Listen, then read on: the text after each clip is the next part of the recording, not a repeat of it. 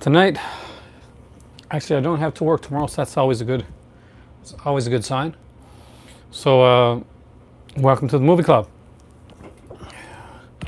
Sit down, relax, enjoy some time in the movie library. We're going to talk about a couple of things tonight. I want to expand on my last video that I actually talked about Shameless, and actually talked about some more Giallo and Italian horror that I wanted to kind of get into. But the Kino sale that's on right now. Yep, there's a Kino sale on right now for the length of October, and my kitty cat's here, and he's adorable, and it's Bruno tonight, hey.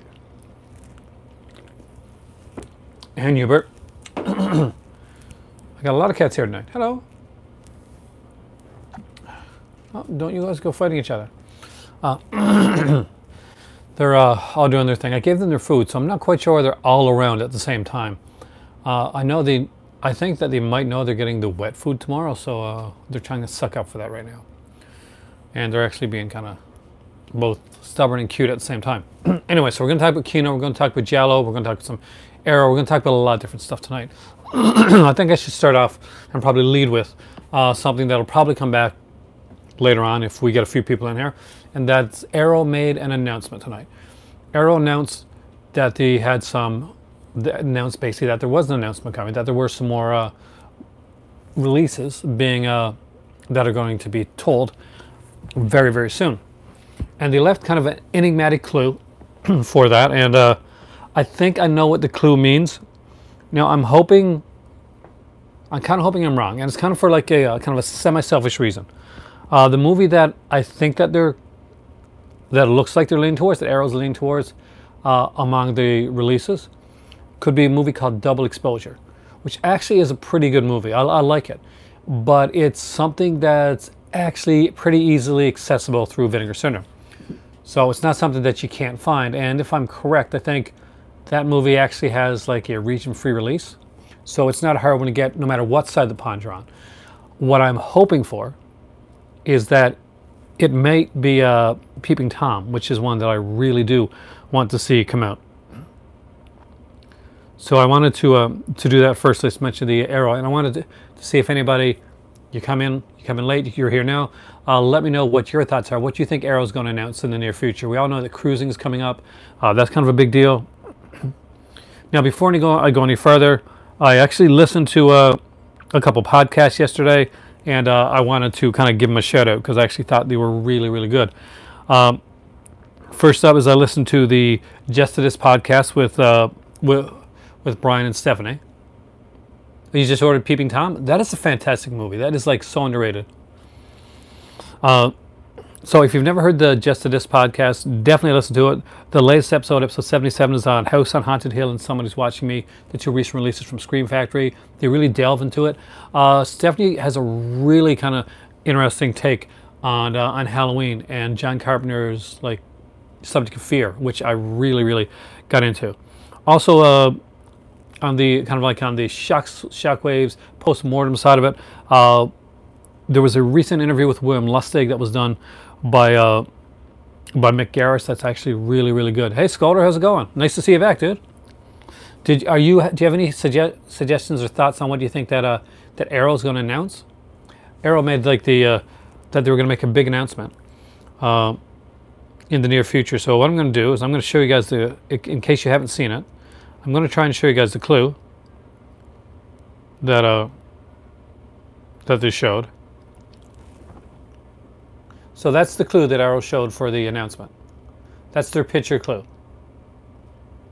Now a lot of people kind of think that's probably double exposure, where it's the two camera lenses. But there's a few things that it could be. Let's look at some of the things that that people have guessed. So we all know cruising's on the way, so that wouldn't be a big surprise. So one person here said double exposure, Peeping Tom, forbidden photos of a lady above suspicion. That would be a good one to get. Or Shutter 2004. I really hope it's not Shutter. I really do.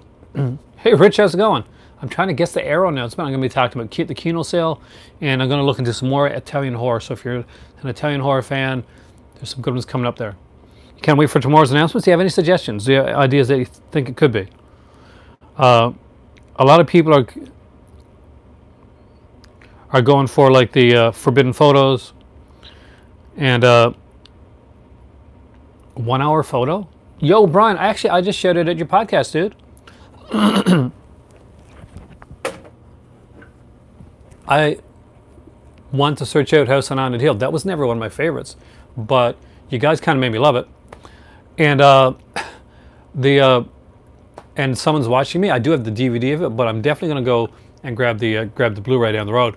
I actually put some Scream Factory, because I never look at Scream Factory stuff as much anymore as I used to, but recently, listen to the podcast that you do, I actually kind of got into some of the Scream Factory stuff. That, and I saw James post a Creepshow set. It looks really, really nice. But the ones that I asked for to put on my stocking from my better half was I asked her to get me Urban Legends Final Cut, and of course Silent Night, Deadly Night 2, because it's garbage day and I love that stuff. Put the liquor in a paper bag. Just the barks, man. Kenneth. I wish I had my bubbly back. I really am not a fan of I like the barks, but it makes me feel, I always feel like I'm gonna burp. And that's not what you want to do on camera. Not a cool thing. Not good at all. I may have to bring tea down here. I don't like to bring tea down in my movie library. But we got the Kino sale going on right now. That's another thing that I wanted to talk about tonight. Yeah, speaking of Just the Discs, if you're going to order from the Kino sale, Brian, who's right here right now, actually who does the Just the Discs podcast, with Rob Galuzza, who a lot of you guys know probably from his Shockwaves podcast, got together to do a really special episode of Just the Discs, which I'm hoping is going to be a series of episodes that they do, where they talk about like Kino titles and talk about some of their favorites. Now, I'm going to show you some of my favorite Kino titles here tonight. So I think I did stick with the Kino KL Studio Classics label because I really think that's what they're going to be focusing on. I really haven't had much time to look at the sale itself. I'm probably not going to get anything from this sale, even though I desperately want the Outer Limits Season 1 box set, because I'm a huge fan of the original Outer Limits series. And there's a couple of the horror ones I want as well. The ones that I really want that I can't pick up are, because they're only available in the United States, is, and don't laugh, I was actually a fairly big fan back in the day of the, yeah, I know, I saw the Warner Archive one so I'm looking forward to that one actually. And Brian got his first commentary, which you guys want to talk about. But the thing that's really cool, that I'm really super excited about, is that I can't get. I was a big fan of Jackie Collins, like those, you remember those trashy novels. I used to read all the trashy novels and stuff like that. I cannot lie. From trashy movies to trashy novels, it's it's something that that's kind of like a thing with me, I guess. But The Bitch and the Stud, that's actually the name of two movies starring Joan Collins that were made, or two books that were made into movies starring Joan Collins, the sister of novelist Jackie Collins. Well, they became Kinos. They're some of my most sought after Kinos, along with one I think was called The Pit. Now, the thing is, you see, you're lucky, Rich, because do you know what? You're not in Canada, are you? Because here in Canada, every time Kino has a sale, I go to put those in my cart, because I'm a huge fan of those films. I'm a huge fan of Joan Collins. She's on the Google Doc list. She's still, to this very day, right now on the Google Doc list. I don't care how old Joan Collins is. And they're not available to, they can't ship them to Canada. They're US only. Kind of like a couple of the Scream Factory titles, like Southern Comfort and stuff like that, are US only releases. And Bubba Hotep, which I lucked into when somebody ordered it at HMV and never picked it up. Therefore, I got to buy it during the HMV sale near the end there. Yeah, still not able to get The Bitch and the Stud. I wish that would change with Kino. I wish they could find a way to get that here, and I wouldn't have to pay like a fortune probably on Amazon or eBay down the road to pick those up, because that's more than likely where that's gonna end up. And because I mentioned this, and I do want to give it the right shout out. Give me a second. I'm coming on a rod box for you. Oh, I totally am. It's just, what the hell? Where's this at? I'm trying to find something here. Look, notice how effortlessly I do this. So effortless that one person's left already.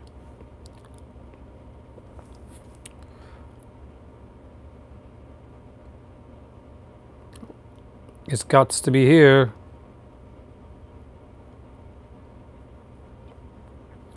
It's not here. This is killing me. I'm trying to show you guys something, which is super cool. But I'm so not finding it.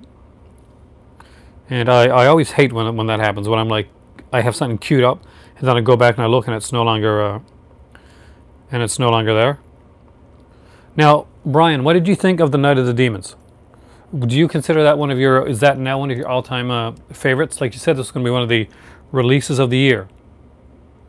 Now that you've gotten it, does it stick as one of your releases of the year? Because I am kind of curious.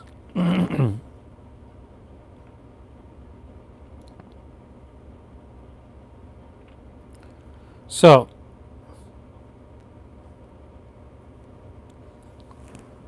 there is the Dark of the Sun, which is the commentary release that I was checking on. That Brian's actually going to be doing on. Hope to check it out soon. I hear it's a really good release, Brian. I don't think you're going to be disappointed at all. I think it's going to be incredible. Also, there's a few releases that I want this year. I'm kind of curious what my better half got me. She got me some stuff that I don't know about, and I always like the surprise stuff.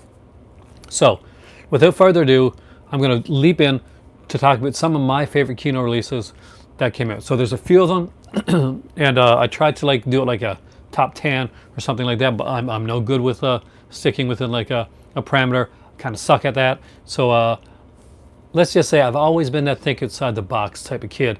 So I always colored outside the lines. Oh, so that's the thing. She went into Sunrise Records. Oh no, dude! The NECA. Oh, are you asking me if I'm getting one with the NECA figure? Oh, I don't buy from Scream Factory when it comes to like their stuff anymore. I get from Amazon because of the kind of some of the stuff that's happened recently, and it's a shame because I really do like Scream Factory. I still support them, but I support them through Amazon, so I don't get the NECA figures, and I think they're overpriced a little bit, to be completely honest with you. I'm not sure how much, like, you know, I'm sure there's the costs for the licensing and all that stuff, you know, for the Night of Demons, from the Silent Night, Deadly Night, all that type of stuff, but I personally don't have those NECA ones. I'll grab NECAs, like, at my local record shop. So, Kino releases that I really think are worth owning. The first one is, I want to go with kind of a cheesy monster one first, something that'll be a lot of fun, and so I had to go with this one right here, Yangari Monster from the Deep. Now this is a fun, cool little Korean monster film, and it's both really fun and super cheap, and it really shows the super cheapness, and it's kind of weird. The weirdest sequence in this movie is probably the sequence where, I don't know, Yangari is high or something like that, and this little boy starts dancing, kind of the Kenny of the film, and Yangari also starts dancing. So you got like this monster right here, kind of like busting a move. It's actually really good. The presentation of this is excellent, and it has an audio commentary, which I unfortunately have not listened to yet, with film historian Stephen Reifel and writer critic Kim Sung-ho. And they have the, what's kind of neat too is that they got the trailer for some other films there. The Phantom from 10,000 Legions and The Monster That Challenged the World, which I actually do have on an MGM release, but I don't have it on a snazzy, fancy Blu-ray yet. Next up is a comedy one, because I wanted to go all over the board with these Kino releases. And that is the excellent, excellent film by Peter Sellers called The Party. And if you ever wanted to see like an actor doing like a masterclass of improvisation, The Party, it really is that. It is a masterclass of improvisation. I love the artwork here, and I'm guessing that I'm not sure if he did, but it looks like kind of almost like a more Drucker style of artwork on the cover right there. Now this actually does have some feature. I knew you'd like that. Has some cool features on it. We got Inside the Party featurette, the Party Revolution featurette, and I'm guessing mostly some stuff that probably got like ported over from like a DVD release. You've only got 5 Kino releases. There's some really good stuff to get. Now, I don't have it listed here under the ones that I was going to put out, but there's some horror ones like the recently released Dan Curtis films, and of course last year's Rawhead Rex that definitely do belong on the list. But I tried to stick with just some regular Kino Lorber Studio classic titles here, and I wanted to give you guys a different kind of like a party. It is a really good movie, actually. If you're a fan of Peter Sellers, this is him definitely at his top, at the top of his game, in my opinion. Next up is, if you like blaxploitation, and who doesn't like some good blaxploitation? Come on, you know you do. There is Truck Turner.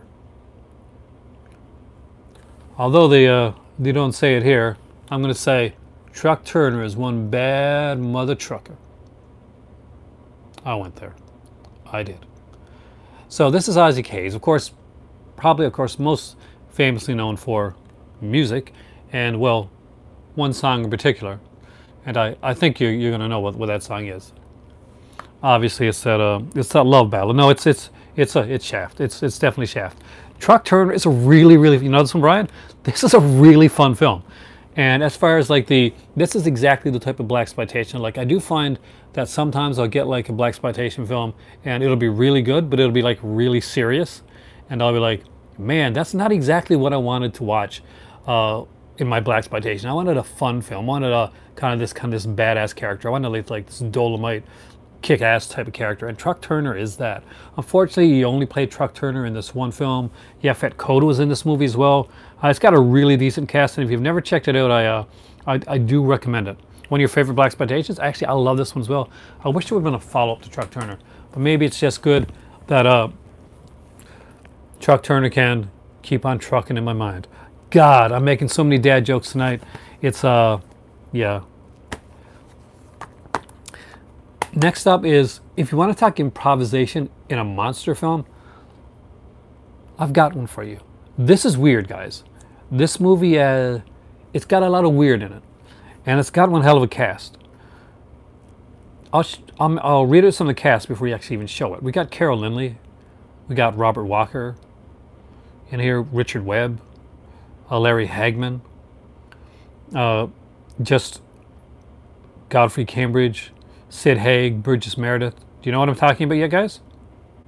Do you know Jarrett Graham's in the movie? And that is Beware the Blob, otherwise known as Son of the Blob. This movie was directed by by Larry Hagman. This was his kind of his magnum opus back in the day. He did direct this, didn't he? Come on, didn't you? I know he did. Come on, Larry. I know he did. Son of the Blob, yes. Otherwise known as Beware the Blob. You don't know this one, Brian. You have to get this one. If this one's on the sale, definitely pick it up. Imagine this. Imagine somebody decides to make a Blob movie, a sequel to the Blob, to that classic Steve McQueen Blob movie. The movie J.R. shot, exactly. Who shot J.R.? What did J.R. shoot? J.R. shot this. And they said, hey, who needs a script? Who needs a script? Screw that. Let's just say whatever comes to our minds. That happens in this movie, and you can really, really tell it when you're watching the film. Now, speaking of bad Z-grade cheesy stuff that you have to have in your collection, and I know Brian will have this one for sure, and I'm not sure, Rich, if you got this one or not when you said you got 5. Does any of them include Astro Zombies? Because, oh yeah, you got to have some Astro Zombies in your life. Look at this cover. This cover alone should make you want this movie. Look at this beautifully rendered cover. And look at that monster that's not going to look anything like that when you actually start watching the film. So as you can see, you got a pretty decent cast there. We got Wendell Corey, unfortunately probably drunk off his ass at the time. John Carradine. Oh yeah, got to have some Ted V in there, man. And Tura Santana. I think this is Ted V's best in my opinion. This one is hilarious. It's really good. So you got these zombie creatures, and basically you got these guys with these oversized, oversized mask, and it's hilarious. Now, they use, I'm not sure if it's moon or sun or some type of like energy, I can't remember now, to keep them going. So there's a fight sequence where it kind of gets knocked off, and the, you know, kind of their energy thing. And the guy does the Astro Zombie, and I kid you not, this is a real thing that happens in this film. Actually, he has to take a flashlight and put it against his head and run away. You should want to own this. Just for me telling you, there's a scene with a monster with his oversized head, with a flashlight against his head, desperately trying to run away. That alone should make you want this. It's got an audio commentary by Ted V. Michaels on here. It's got an optional audio commentary as well. It's a Riff Tracks commentary with Mike Nelson, Kevin Murphy, and Bill Corbett. Definitely worth checking out. And it has a third audio commentary by horror historian Chris Alexander, which I have not checked out yet. And of course, there's the original theatrical trailer as well. Definitely worth checking out. If you've never seen it, definitely see it. And it even has a really cheesy, fun, alternate artwork cover. So if Astro Zombies has flown under your radar so far, grab it this time around, because it really is one worth getting. And usually this one goes for fairly cheap. So I had to put that one in there. Now, I know what you're thinking. Kino has a lot of action films. So did I put anything on my list? I did. I really did. And one is actually kind of a sequel. I'm not sure if it's a sequel or prequel based on the age of the person that took over the role. But we'll go with sequel. We'll go with that. That'll be a sequel that looked like it was going to set up for other films that never happened. That is Avenging Force with Michael Dudikoff. Now, this one's really fun. If you've ever seen the movie Invasion USA with the great, you know, Chuck Norris, well, the character that he played in here, let's see if they mention his name right here. Matt Hunter. Yeah, the character of Matt Hunter, played by Chuck Norris, is now being played in the sequel by Michael Dudikoff, a much younger actor, and just as charismatic, you know, for what he does. This is a really good one, actually. That's a great cast. We got Steve James coming back in this one as well to do like a role, and this one is brutal, guys. This one, it's definitely an '80s film, and it spares no one. Like, kids can get killed in this one. You know, girls can get killed, friends can get you name it. It is a fairly brutal movie, and I'm not going to lie, it does, like, in today's climate, it takes on a whole new meaning. So Avenging Force, definitely worth checking out. Really cool one. And there's effects works in this with Kane Hodder, actually, and I think he does like a fire scene. You know, Kane Hodder, of course, was famously, like, he was burned early on in his life when he was starting out in his career. So this was one of the movies that he did that kind of like had a fire scene that he did in it, and it kind of helped him get over and to go on, like, to be able to do like fire sequences in films. And that's amazing considering he's a guy that suffered from severe burn injuries. So Kane Hodder does a great fire sequence stunt in this one here.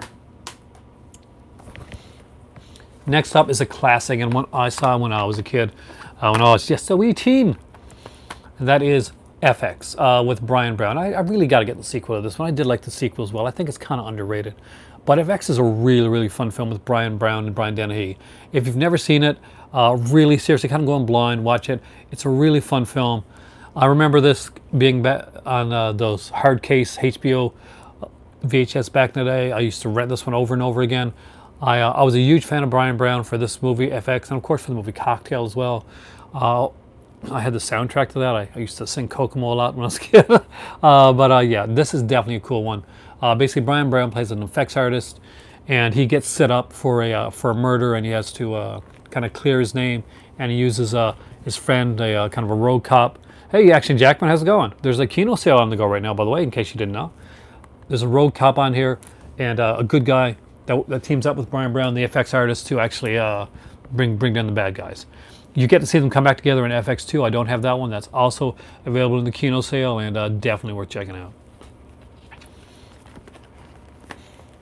Now the next two here are actually FX and FX2. Do you have a favorite? Some people actually, FX was always the big one back in the day, Brian, but some people now like prefer FX2, and it's kind of like almost like you're finding like a switch in the tide between people like, no, I like the movie that's considered worst.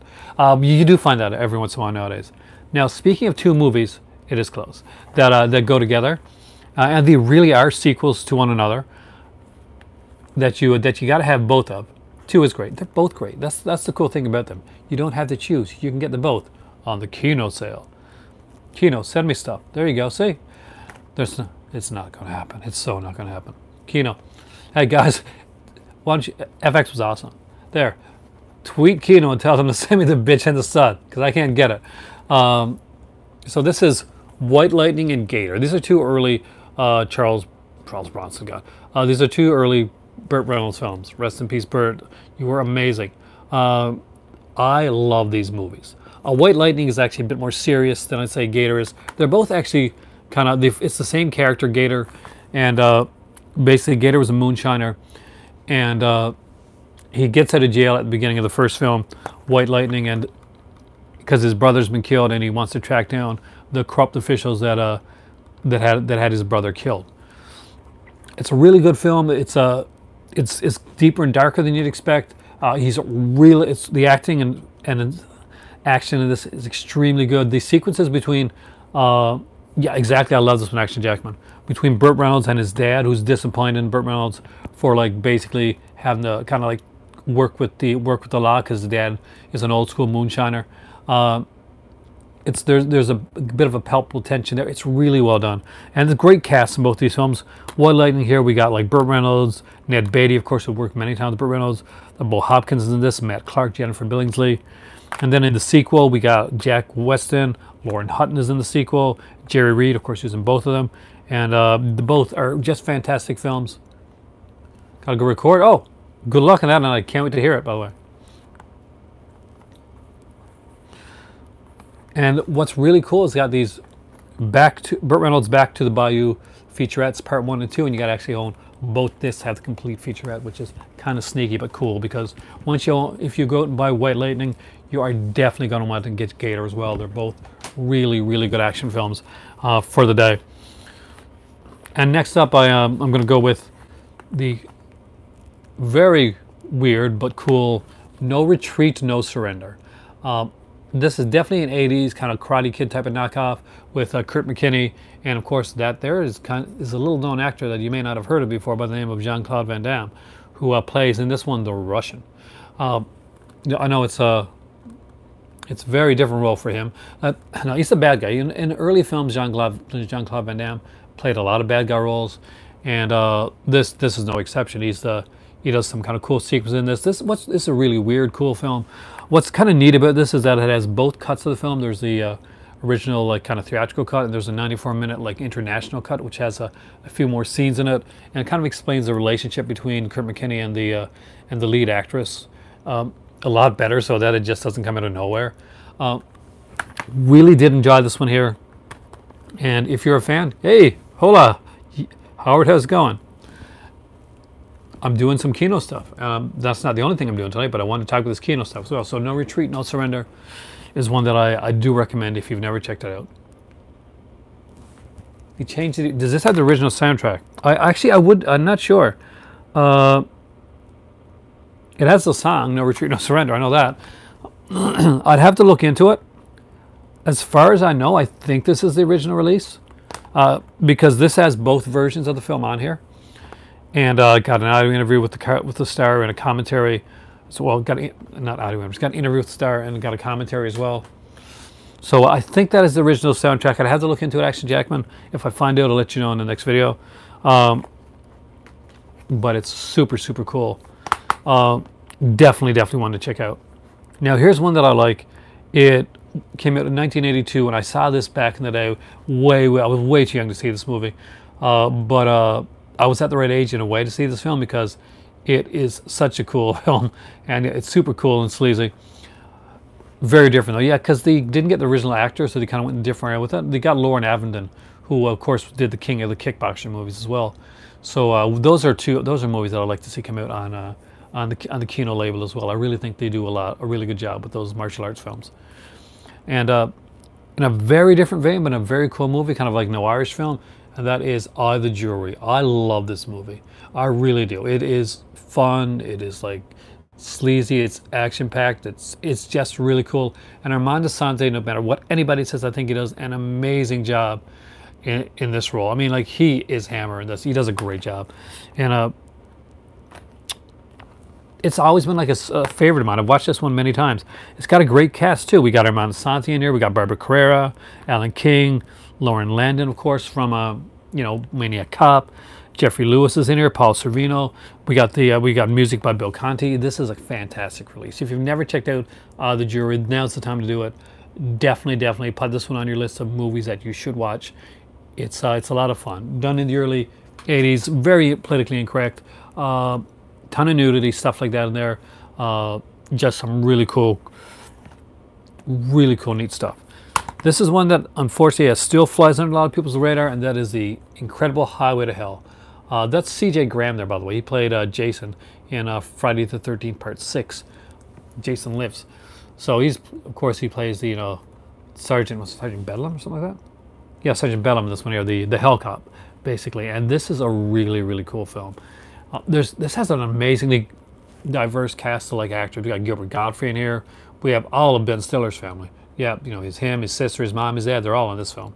But yeah, this is a really different film. We got like Christy Swanson there, and Chad Allen, right? Is it Chad Allen? Gotta get the name here. I'm pretty sure it's Chad Allen, yeah. So there we go. This is really freaking cool. Richard Farnsworth plays kind of a really cool role in this. Of course, you know, Academy Award actor Richard Farnsworth, and it's a fun film. It's like Patrick Bergin is in this as well. It's the list that goes on and on, like cast members. It's cool. It's kind of a horror. It's kind of a chase movie. It's kind of comedy. It's got a bit of everything, and because of that, I think that they didn't know how to market the film back in the day. But now you get a chance to rediscover it, revisit it over again. Highway to Hell, definitely a release worth picking up. If you haven't seen it, I do recommend it. And just look at that kind of cool makeup on like C.J. Graham's character right there. Look at the beautiful Christy Swanson. How can you not want that? How can you not want Christy Swanson? She's gorgeous. Now, next up is one that is like that's different. This one is a 2-disc set, and it's not a TV series. It's actually, I guess you could play it like that though. This is actually a serial, and I would love to have more of their serials because this one is really well done. That is The Adventures of Captain Marvel. I love the cover for this one here. Great one. Not only does it have all the chapters and is like remastered really well, but what's really cool, it's got a booklet in here as well. But share the booklet because it's really cool looking. But the biggest thing is that it has a bunch of audio commentaries. Now you see, oh, this is not going to work for me. It's got to go in right. I'll share the alternate artwork as well. Ouch! What the hell? That's a really cool alternate art on here.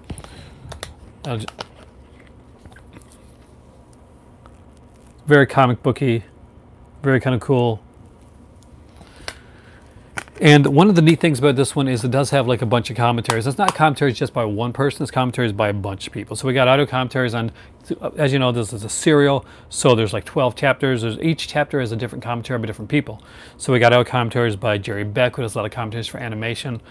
We got Chris Eberly, Shane Kelly, Bud Maggers, Leonard Maltin is on this one, the famous Leonard Maltin. Adam Murdoch, Constance Nazar, Donnie Weddle, Tom Weaver, and J.D. Whitney. So there's a bunch of, like, if you haven't got this one, Action Jack, worth looking into. It's, you know, it should be on the sale right now. Really great release, and it has amazing. Yeah, I agree, Rich. It's a fantastic release. It has amazing commentaries on there as well, and it's like these kind of like these mini bite commentaries, because the serials usually, you know, last, you know, like a chapter can be like 20-30 minutes long, that type of thing. So you're getting like these like commentaries, the different perspectives for all these different people, and going into different aspects and different things. So it's really cool to like to listen to, just to watch the movie itself, and just to go back and throw in a different one, a chapter with one of the many commentaries, and see exactly what way they took their commentary when they did the chapter for that film. Now the other two more that I gotta show here are DVD releases, but ones that I think are really worth picking up, especially if you can get the Blu-rays of these. I grabbed the DVDs because it was at the H&B sale. And 52 pickup, Roy Schreider and Margaret. I really got to upgrade this one to the Arrow release because that is a fantastic release. This is a really good movie. I'm a huge fan of Roy Schreider, and I'm a huge fan of Margaret. Google but 52 Pickup was a great film. If you've never seen it, really check it out. John Glover and Clarence Williams III specifically are really good in this here film. John Glover, I think, really makes it. He's like the villain that you really want to see. The kind of villain you want in one of these type films. Now, next up, last but definitely not least, is Steel Justice. Now, this is a really cool one. Most people kind of remember this guy here. Unfortunately, just for playing the role in the Karate Kid, actually, as the sensei. You got the air release of 52. That's a really cool release, Sculder. And that has actual feet. Now, this one there, the one I just showed you, doesn't have any features. I know that they've got a feature on that I'm really interested in, where they kind of like point out all the adult actors that actually acted in 52 Pickup, because there's a few of them. And always cool to see that. And I remember, like, I think Jamie Gillis was in a scene. And what's her name? One of the Lyns, I think Amber Lynn maybe, was in one of the sequences as well. I think Ginger Lynn wasn't, right? But Steel Justice, this epitomizes the 80s action film. Like, it looks all Rambo-ish, just a super cool film. If you've never checked this out, you've got to. As I mentioned on here before, the opening scene, which shows like a rat with a grenade attached to its back, just, that sucks you in right away. There's a music video on here from an 80s band. We got what a cast. We got Celia Ward, Rodney Cox from RoboCop's in this, Brittany Casey's in this one here. Soon Tuk O from Missing in Action 2. Sarah Douglas, of course, in Superman 2, I mean.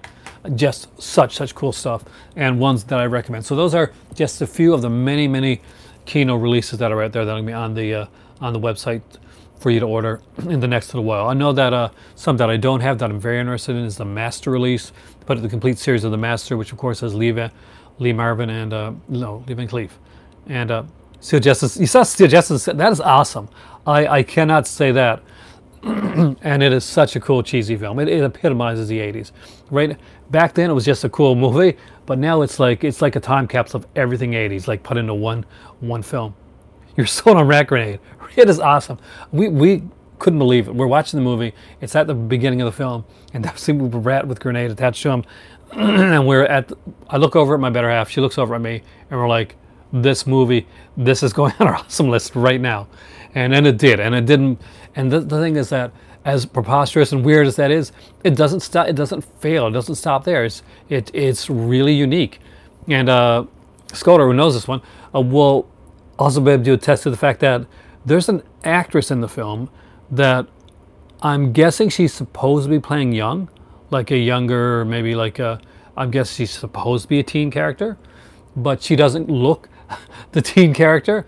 So every time you see the lead, River of Death.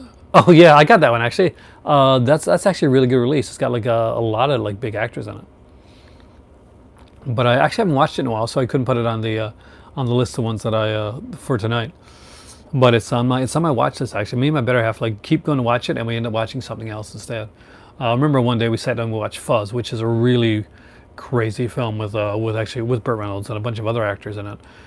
Basically, it's the Precinct films from the Precinct film done by the guy, they made all those, Ed McBain made all those books anyway.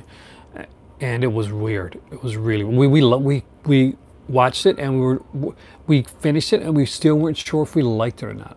We feel we got to go back, watch it again fresh down the road. We just thought it was odd. Fuzz was an odd film. Not something that we could say whether we liked or that we didn't like. It was there. That type of thing. So if you understand what I mean. But yeah, so those are some of the Kino releases. Now, obviously I can't do this sale. I did pick up something from a better half for Christmas. I don't have it down here right now, but my better half is, as you guys know, is a huge fan of Walt Disney, like especially the cartoons and stuff like that. She has we got all the Disney Treasures releases, and some of those cost a bit of money actually. So I went into Walmart today, and because the new releases came out yesterday, and there was one that was coming out that was a Blu-ray of Mickey Mouse cartoons actually, and it was called Celebrating Mickey. It had like 13 Mickey Mouse cartoons, newly remastered on Blu-ray for the first time. As always, these had always been on DVD. They've always been like gotten releases that were kind of cleaned up, but not really. So these Blu-ray releases were going to be kind of a big way, like Celebrating Mickey, and I wanted to see more of this stuff come out. So I knew that that's something that she would really enjoy, and I knew it's something to put along with her big Christmas present. Just like a neat little thing that she can have and watch. and it had like a digital code as well, so she can take it, so she can use that on her iTunes when she's on the road, and she can't like, because she does travel a lot, she can watch them there as well. So I picked up these Celebrating Mickey Blu-ray for her tonight, and really proud about that actually. I was going to pick up Get Shorty for me actually, because I saw that show up in the store. It's like a Shout Select release, and I do remember liking Get Shorty, but my better half definitely wins out in this case. Celebrating Mickey, I think, was a better choice. Get something for her for a change, considering all the great stuff that she gets me, and finally release that I knew that she liked. The last one I was able to pick up for was the Pink Panther volumes 1 and 2 when Kino put those out. I don't think those are on the sale, but if they are, the Pink Panther and Departed Freeling things, those are definitely worth looking into. It's great animation with that stuff. Now I did my Shameless releases not too long ago, like on my whole Shameless collection, so I thought I was going to show you guys like just an overview of some really cool Italian and Italian-like horror that from different companies that I do recommend. So I'm going to start out in the simplest way possible by showing you some cool. Most of these are Giallo, some of these aren't, but I'm just going to stick with mostly Giallo stuff and have some kind of weird stuff in between. Some Arrow releases that I do recommend with Christmas coming up, and if you got a Giallo fan in your life, or if you're a Giallo fan that's looking into like delving more into that line, or just Italian horror in general, then you chose the right time to come in here, because we're going to look into some of that. And the first one I'm going to show you is a really cool one that I didn't know I was going to like as much as I did. This is often said as the film that starts Giallo, like really starts Giallo going, and that is The Girl Who Knew Too Much. So really cool release there from Mara Bava, and consider one of the very first, if not the very first Giallos. I love this cover, by the way. And this is a really cool film. Of course, it doesn't have all the tropes of the, like, it has the mystery, it has the setting, of course, the Italian setting, which is actually really, really cool. Great cast. John Saxon is in this movie, charming as always, and this is very kind of like, you know, Hitchcockian, kind of like Edgar G. Wallace, Agatha Christie type of thing. Giallo fan right here. Do you have this one, Action Jackman? This is a really cool one, actually. I was really surprised with how much I like this. Of course, the other name on this movie, for some people that may have it over here in North America, is called The Evil Eye. So there's actually 2 versions of the film. Both releases are on here. I think Kino put it out as The Evil Eye, and I'm not sure if they put out both releases of it or not. But this is a really good one to pick up. We got a commentary with Tim Lucas, of course, and introduction by writer and critic Alan Jones. Some really great stuff on here. If you've never checked it out, I do recommend checking it out. Great release, and always really loved The Girl Who Knew Too Much. And just to let you guys know, I'll show you the alternate artwork here, which is actually very cool as well, and a very Giallo-esque art. So you can't go wrong with that. Of course, you can see the Evil Eye gets its own disc right here.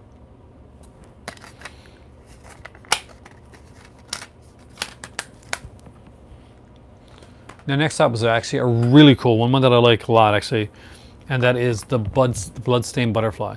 So this has a beautiful cover too, by the way. So it actually looks, not only is a really cool release. You haven't got around watching. It's a pretty tame Giallo. Action Jackman, as compared to like the stuff you see later on, but kind of the sleazier, bloodier, more nudity-oriented Giallos. But it actually is a really good watch, and I think you will enjoy it. Now, the Bloodstained Butterfly is a really good one. Not only is it a fantastic film, but it is gorgeously, this cover is gorgeous.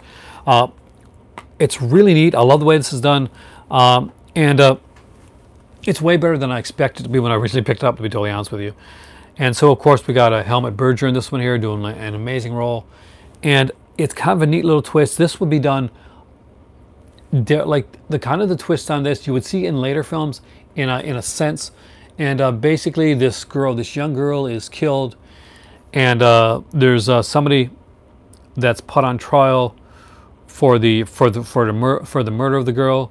The evidence is pretty overwhelming, but almost too overwhelming, almost too convenient, almost like maybe he didn't do it, or did he? There's more to this than meets the eye. So just like Transformers, worth checking out. And again, this is a cool double disc set by them, and I'll show you the alternate artwork, which is actually pretty cool as well. And this is the alternate artwork for the Bloodstained Butterfly. definitely, if you have not checked this one out, I do recommend it. It's an amazing release. It's a great film. Definitely a great watch. I love the twist at the end of this one. I saw it coming a mile away, but it doesn't matter if you do or not. It's still a fun ride. Next up is one that I'm pretty sure everybody knows, and I left out a lot of the Argento stuff like this time around. Not all of it though. And that is, of course, the fantastic What Have You Done to Solange. This is a great film. I love the artwork on here. It's just fantastic. Of course, this is a Camille Keaton. You only have 2 Giallo Scoters. What are they? I'm actually kind of interested to know which ones you do have picked up. This is a good one if you don't have it. This has Camille Keaton actually in it. And of course, we all know Camille Keaton from I Spit on Your Grave. But this is a much younger Camille Keaton. She does a great job in this role, which would be kind of reminiscent of like if I Spit in Your Grave in a strange way.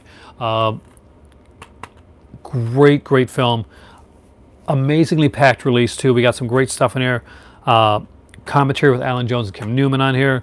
What have you done to decency? A conversation with Karen Bell. The actress shares her thoughts on Delmano's classic Giallo in the brand new interview. First action hero. Interview with Fabio Testi, actor and former stuntman. Just really cool stuff. Old school producer. Newly edited 2006 interview with Fulvio Luciano. Innocence Lost Solange and the Schoolgirls in Peril trilogy. A brand new visual essay by Michael Mackenzie. Make sure that before you watch the Michael Mackenzie essay that you've gotten and watched all 3 of the Schoolgirl trilogy films, because there are spoilers galore, and he does say definitely make sure you've watched What Have You Done to Solange before you watch this here film. It's a great visual essay, but this is a great film, and it deserves to be unraveled and unpacked and looked at and enjoyed before you have it kind of spoiled for you what happened, and find out, like in the visual essay, what did they do to Solange. You're going to find out. Now, next up are a couple Mario Bava releases that I wanted to get to. The one that I don't have over here, I do have there, is Bay of Blood, which I obviously is one I recommend. One of the viewers on here actually left a comment when I talked about slasher films. Took me to task for not mentioning Bay of Blood as being one of the originals that a lot of them followed. And I had to say, that good for him, because Bay of Blood is a fantastic film, and it definitely starts that, it gets a lot of those tropes started within slasher films that the Bay of Blood will be heavily lifted from, especially in Friday the 13th and films like that. But speaking of like really cool Giallo films, ones that really started it, that really got it going, and the one that really established the Giallo, gave you like what the kind of the roadmap for Giallo would be, this is Blood and Black Lace by Mario Bava. We got the killer with the unusual weapon.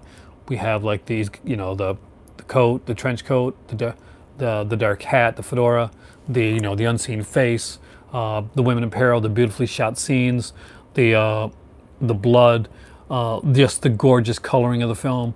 Everything you think about a Giallo being, this is. We have like a Cameron Mitchell, and this younger Cameron Mitchell does a fantastic job in this film. It's a great film, and it is so well done. And there is so much to be seen on this. Again, this is another 3-disc release, and it is just amazing the way that this one is done. I'm kind of surprised you guys aren't talking at all when it comes to this, because this is a really cool film. So there's a ton of stuff in this. We got, of course, there's going to be a Tim Lucas documentary, commentary. There's going to be like a psychoanalysis, new documentary on Blood and Black Lace and the origins of the Giallo genre, featuring Dario Argento, Lamberto Bava, Ernesto Castaldi. Of course, did All the Colors of the Dark one that I don't own, that I really want to own. Critics Roberto Curti and Steve Della Casa, crime novelist Sandrone Deseri, and other names that I'm going to butcher. Just a bunch of stuff on here. Some great stuff, panel discussions on Bava. If you've never seen this one, really do check it out. It's a great release. It's a great film. Blood and Black Lace, amazing. If you've never seen it, you owe it to yourself to pick up that film and watch it. And watch it as soon as possible.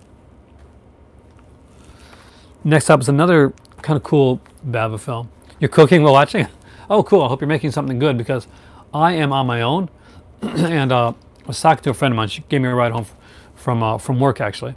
You're not too familiar with those films, with the Giallo films in general, Rich, or the Bava films. If you're not familiar with Bava, I really do recommend it, especially if you've seen Argento, and you maybe going to be watching the new Suspiria that's coming out soon. Then you're going to really dig a bit into like some of these Giallo films. It's a real treat to watch. And if you've never seen them, I do recommend. There's movies here that are must in my opinion. And What Have You Done in Solange is definitely what I would consider a must. Blood and Black Lace as well. It's a must of a film. And if you're a slasher fan, Rich, then I would do recommend that you check out Bay of Blood, because you're going to notice a lot of the kills got lifted and put into Friday the 13th films. Oh, thank you. And hopefully you're going to like this one. Yeah, that's the thing. Bava never did. And he actually went on and helped. You know, how many times did Ricardo Freedy walk away from a film and Bava have to come in and actually finish that up, you know, finish that stuff up? He did that because and then he went on, he did his own stuff when he was finally able to do his own films. He went, of course, made Black Sabbath, was the first film he made on his own, I'm pretty sure. And it was Black Sunday. Black Sunday is what I'm trying to say, is it? Yeah, so, you know what I mean. So Black Sunday, basically the one with...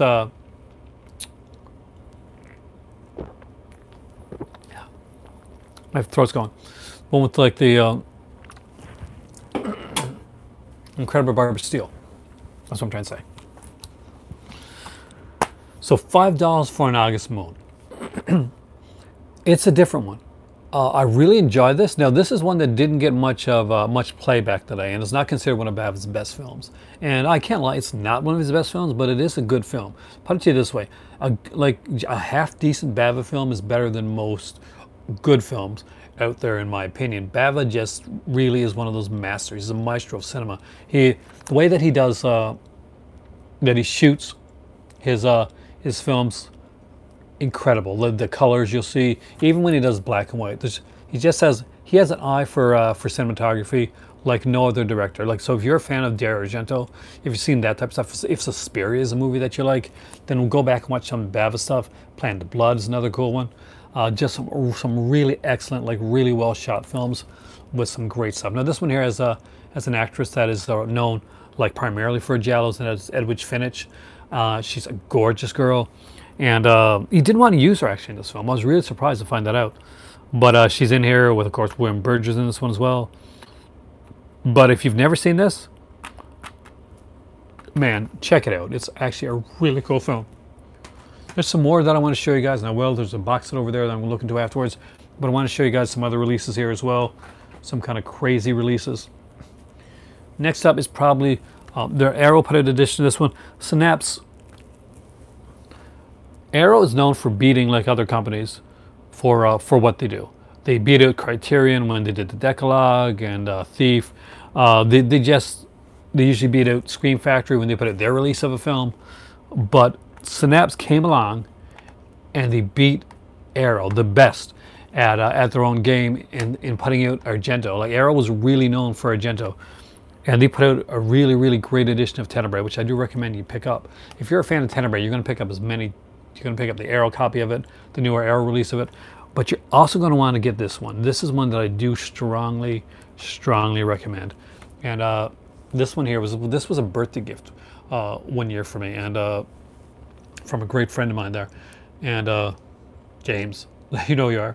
He's not here tonight, unfortunately, but this is one of my favorite releases that I own in my collection. It's a great, great film.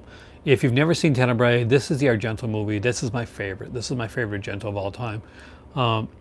It's my favorite Giallo of his. I think probably Inferno, Suspiria, and Phenomena. Those three, like, I love the supernatural ones that he do as well. But this release is really good. And one of the things that makes this release like super excellent is we get the soundtrack to Tenebrae on here. And if you've never listened to the soundtrack to Tenebrae, then I gotta say it is one.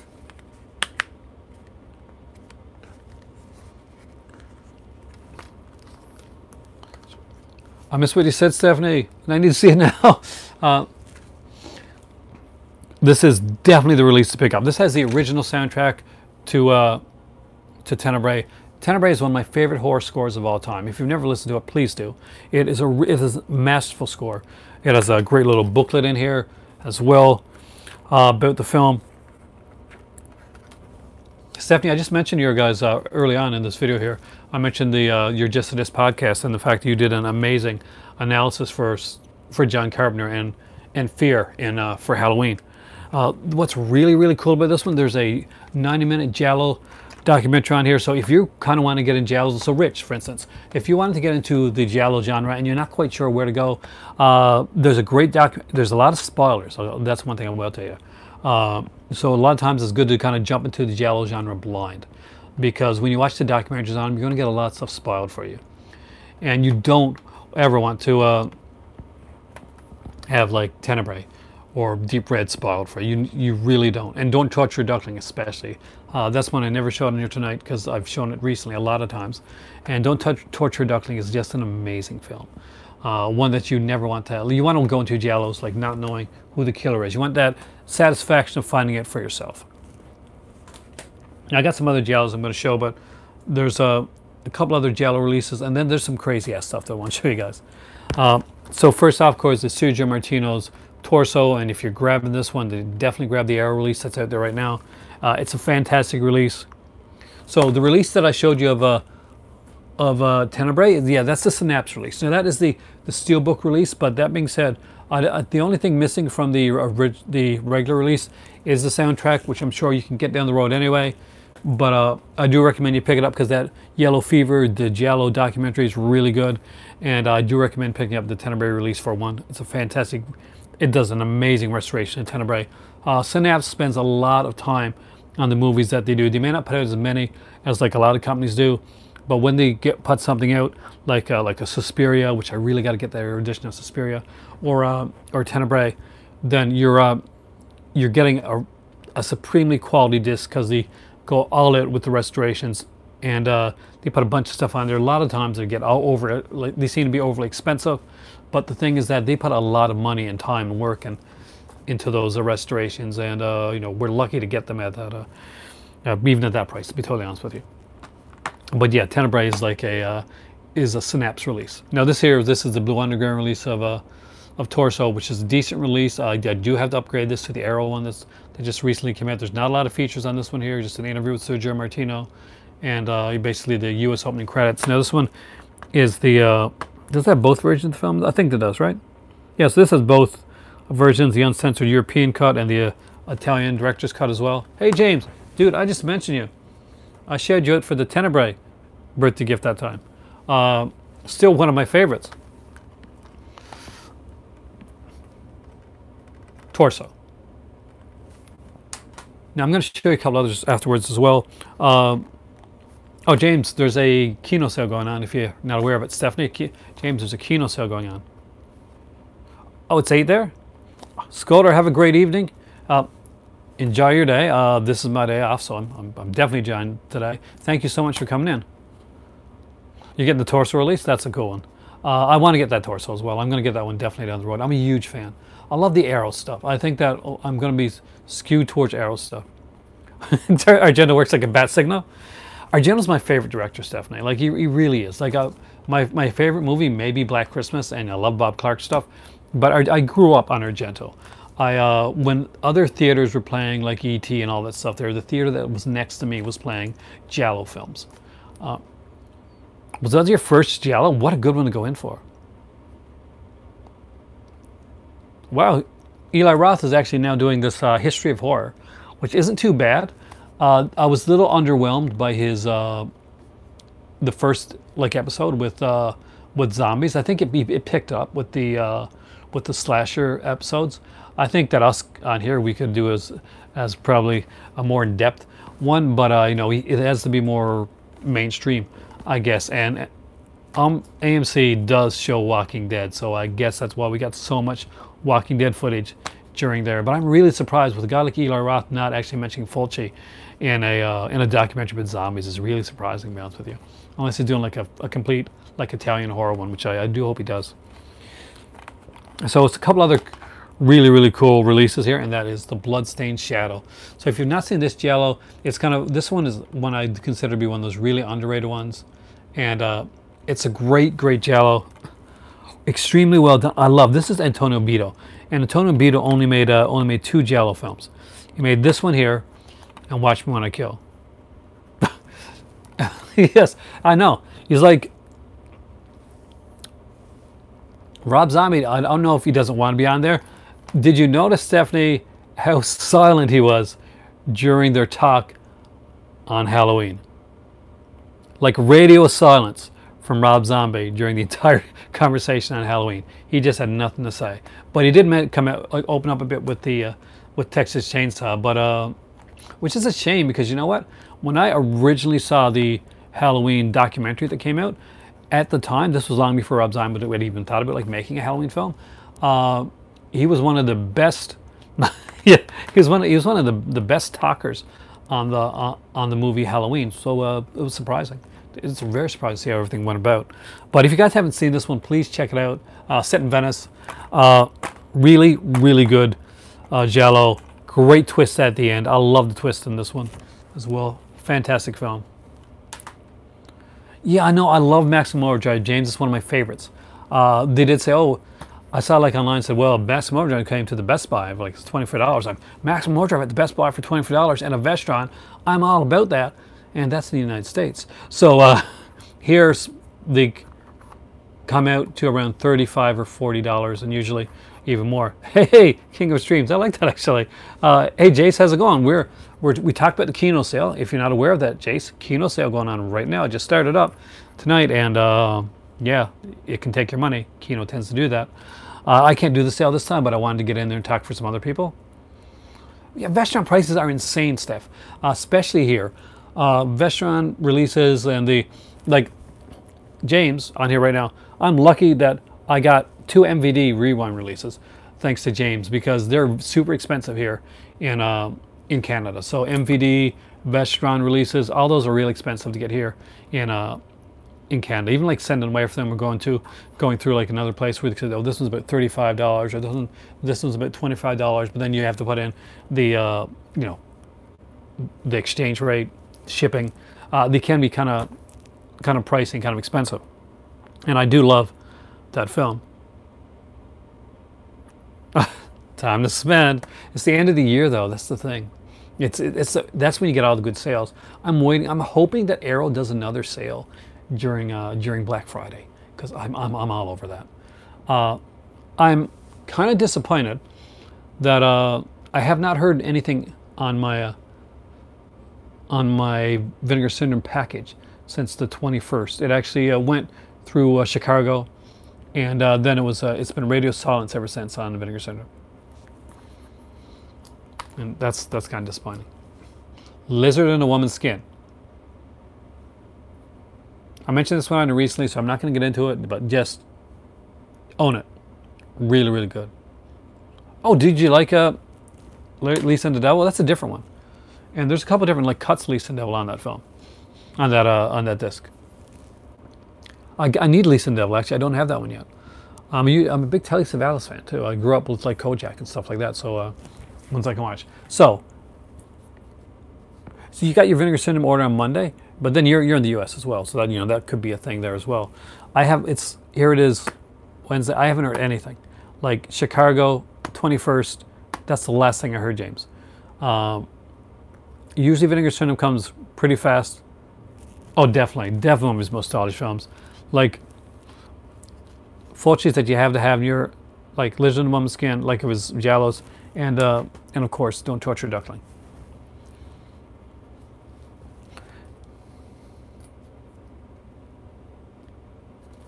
I hope I get it the day after you, because right now I'm actually there's a sale coming up, and I'm always choosing between my sales. I'll give them another couple days, because it was just the 21st. But does he have the lollipop in Lisa and the Devil? Oh, he got that from Lisa and the Devil? So that Kojak thing came from Lisa and the Devil? That's actually kind of cool. I didn't know that. So that's interesting trivia from Action Jackman, because I did not know that, guys. All right. These two are not Italian, but I think they're Giallos. We're going to... They're by director Pete Walker. And there's Schizo, and there's The Comeback. Ignore the stupid cover. This is actually a really good film. So these here are what you would call British versions of Giallos. Really, really are. They definitely are Giallo style films. If you've never seen the work of Pete Walker, definitely check him out. If Kino put the redemption titles on sale, then definitely look for those. Now, this is not Giallo at all. This has nothing to do with Giallo, but it's a crazy film. It's an Italian film. It's one that I wanted to show you guys. Because whether you have the other edition of this film or you have the 88 Films edition of this film does belong in your collection. Steph, I want to know if you have this film. And I know James will have this film.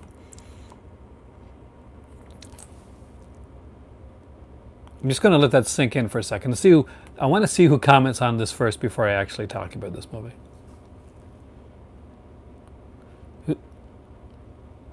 Oh, you haven't seen any Pete Walker? Definitely check him out. There's some great Pete Walker stuff out there, and I'll do a video coming up. I'll talk about Pete Walker stuff. I know I did speak about it in the past, but I'll dive into it again at one point. Nobody has anything to say about Burial Ground. Seriously. Man, baby, thank you, James, finally. Burial Ground is crazy. Andre Bianchi made this film. And if you've ever seen an Andre Bianchi film, it almost seems like every one of these films is either super inept, or you got the street show edition of it, or basically it's again on Vipco, everybody has an edition of this, or it's like the best satire of the genre ever. And I'm not quite sure, is Bianchi like a secret genius actually making the best satirical films of Giallos and zombie films ever put out there? Was he like slyly winking at the camera when he made these films? Now, this film is super cool. It's super sleazy. It starts out with some couples coming to like this guy's house, not finding him there, and just going to rooms and having sex because it's Italian.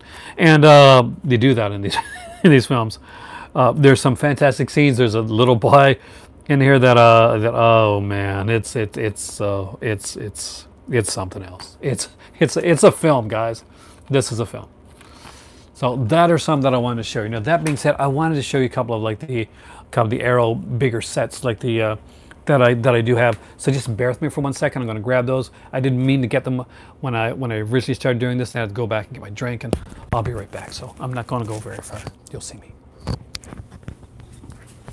Talk amongst yourselves. They're really quiet tonight.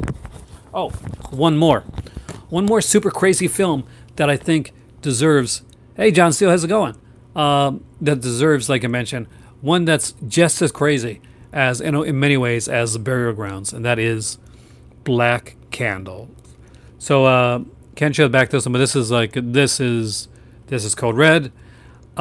It's I wish this was another company that did this, because we have a bunch of features on it explaining what the hell this is. But I do hope like Arrow or someone gets a chance to release this down the road, because I really want this one to get an even better release. And I love this film, actually. It has a different. Which one? Black? You mean like the Andre Bianchi one? It has a different one. I'll be right back.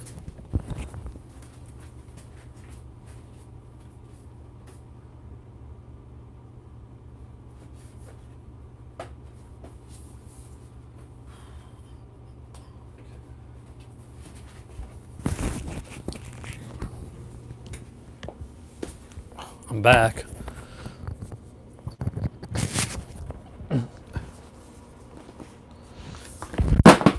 And I'm klutzy. So there are 3 Giallo sets that were put out by Arrow that I really looked through.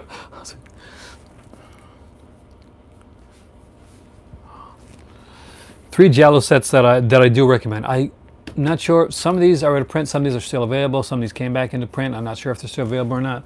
But either way, they all belong in your collection. I'm going to start out with one here by Luciano Arcoli, and it's a great little release.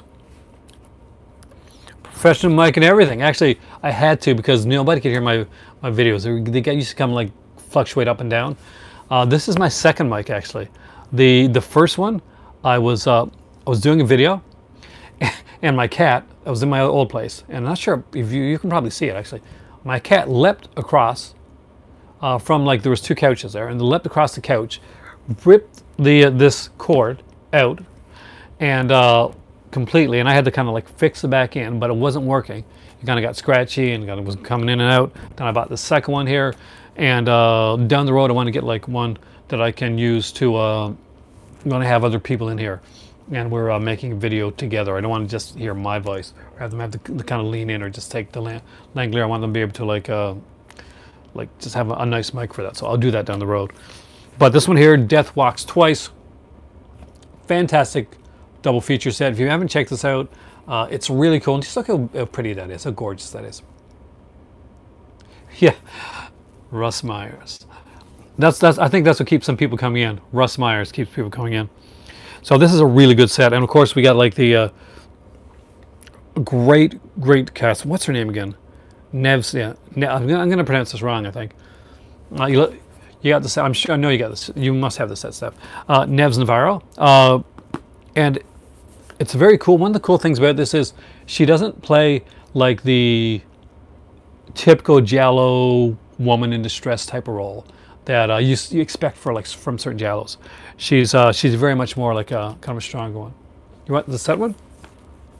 Oh, which set action, Jay?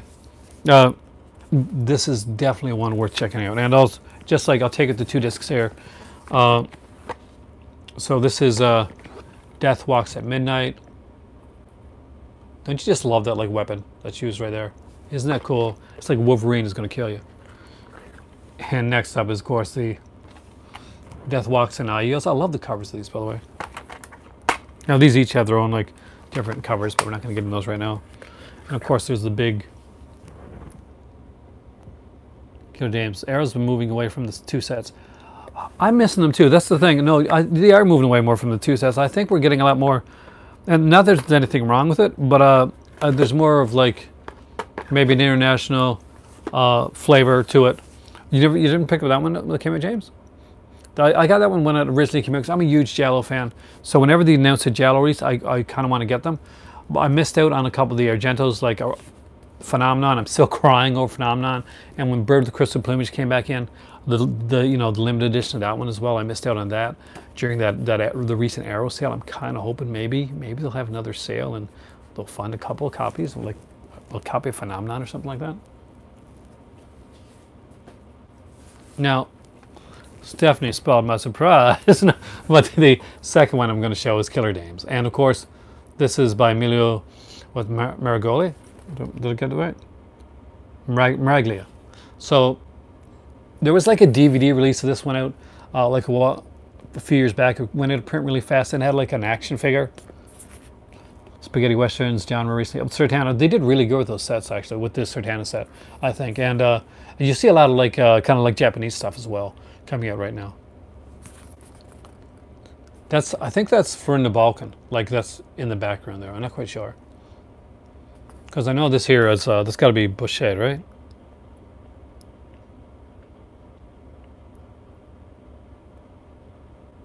Pretty sure. How come you got the UK? It's because I order my stuff from the UK. A lot of times it's cheaper to buy the UK releases for me than it is to buy. Like I'll buy it during the Arrow sales, or sometimes I just order directly from Arrow. I used to find them really good. I pre-ordered a lot of stuff from Arrow back in the day. When Deep Red came out, I pre-ordered that one like on the day one. I used to order a lot of stuff from Amazon UK as well. I found it was cheaper to get it from there than it was to get like the other editions. And the cool thing is that a lot of these come out like in America as well, and North America. So basically, it doesn't matter like whether I get the UK release or the other release. I get the both A and B release. I love the UK release, the UK site. The point system is really good. Now I am kind of disappointed. No, I didn't actually. It's one I do want to get, but there's so much, James. It's so hard for me to keep up with a lot of this, and especially right about now.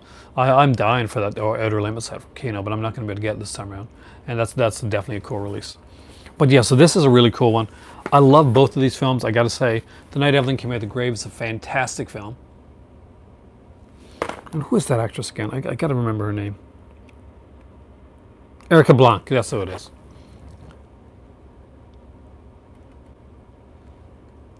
So if you have not seen this movie, please do see this movie. It is really freaking good.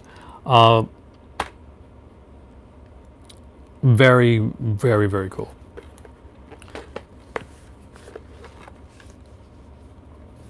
Hey, reality, how's it going? And next up is The Red Queen Kills 7 Times. This is actually a really excellent film. It's they're very different. You guys got all your Kinos lined up, don't you? If my better half was here, she would probably be more like tempted on. She loves Kino, so she's tempted on the Kino sales more than anything else. So if she was here, I'm sure we'd be looking at it. We'd be looking at it, and we'd accidentally buy a couple. But she's not here, so she's saving us both from spending money. This is a great one. This, you've never seen this one. This is a fantastic film. Love this movie. Love the way this is done. The bloodthirsty Red Queen. And of course, it has like a really good like book in here as well. And get another one, the bigger. Let's see if I can show him with a picture or something like that. Ah.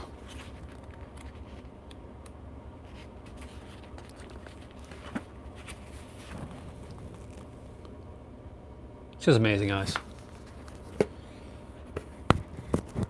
And the third, and definitely not least of the box sets, is an amazing one that everybody should own. This is one that should be in all your collections. It is a great one. Oh, one flicks. Oh, Savage Streets re-released. They re-released that? No, I will still be doing like live streams. I'm not sure if I'll be able to do as many because I'm working that as well, and I'm trying to get like more sleep. I've actually had a lot of insomnia recently. That's probably like these lives helped me a bit with the live streams, and you guys as well. I do want to keep doing the live streams, and I was doing these before she left, so I wouldn't stop when she's here. She actually, and that way, the thing is that she gets rid of me for a couple hours, and she gets the TV to herself and the upstairs and the cats, so that makes her pretty happy. So for her sake and her sanity, I'll be doing these live streams, inshallah, for like a long time to come. Next up is a Black Cats one. This one was recently, I think this one went out of print, but this came back when they did the sale, the Halloween sale. I hope you guys managed to pick it up if you didn't get it. A really, really good release. Great films. I love this set. I really do. I think it's a gorgeous set, and the movies in this are fantastic. One of them is one of my favorites, one of my all-time faves, and I hope you're going to the King of Trial. I kind of like that. I've gone from like the Black Cat, of course, the Fulci film. Really enjoyed this one here. Great little film. Not my favorite in this set though. Like you think the Fulci film would be the one. This guy David Warbeck, the great David Warbeck. But it's this movie right here from Sergio Martino. Your voice is locked room and only I have the key. This is amazing. This is a fantastic top 10, top the line Giallo film. If you've never seen this one, you know, really, really see it. If I could do a stream every day, I definitely would. If I had the energy and the amount of movies and ideas to do a stream every day, I really I would like to do that. I do try to let, like, sometimes if a stream kind of like is kind of middling, I'll let like the like people catch up on like certain ones. Like I'll do one, and if it has like 100 and something, I'll let like people catch up on it, and hope that I don't like overload people with stuff. People get tired of me. I worry about people getting tired of me. That's one of the honest, like, the truths on this is I worry that I'm going to put out too much quality. I think Logan Toxic would take a offense to that. So Logan Toxic can be the man of rock. So he's pretty cool. The money isn't in YouTube anymore. It really isn't, unless we were already big in the first place. Like if you're like a huge YouTuber, like a PewDiePie maybe, or just like even like it's kind of like yes, but it's such a good one, man. It's such a good film. Back in the day, like if I'd been caught on to stuff early on, maybe the thing is that I didn't want to take my channel in the way that I didn't want to Patreon my channel. Like, there's nothing wrong with Patreon. I actually think it's a really good thing, and it's a really good tool to help creators be able to create and breathe easier. But that's not what I've done yet. Now, when it comes to like a lot of the things, I do recommend supporting people that are creating, and through ways like that.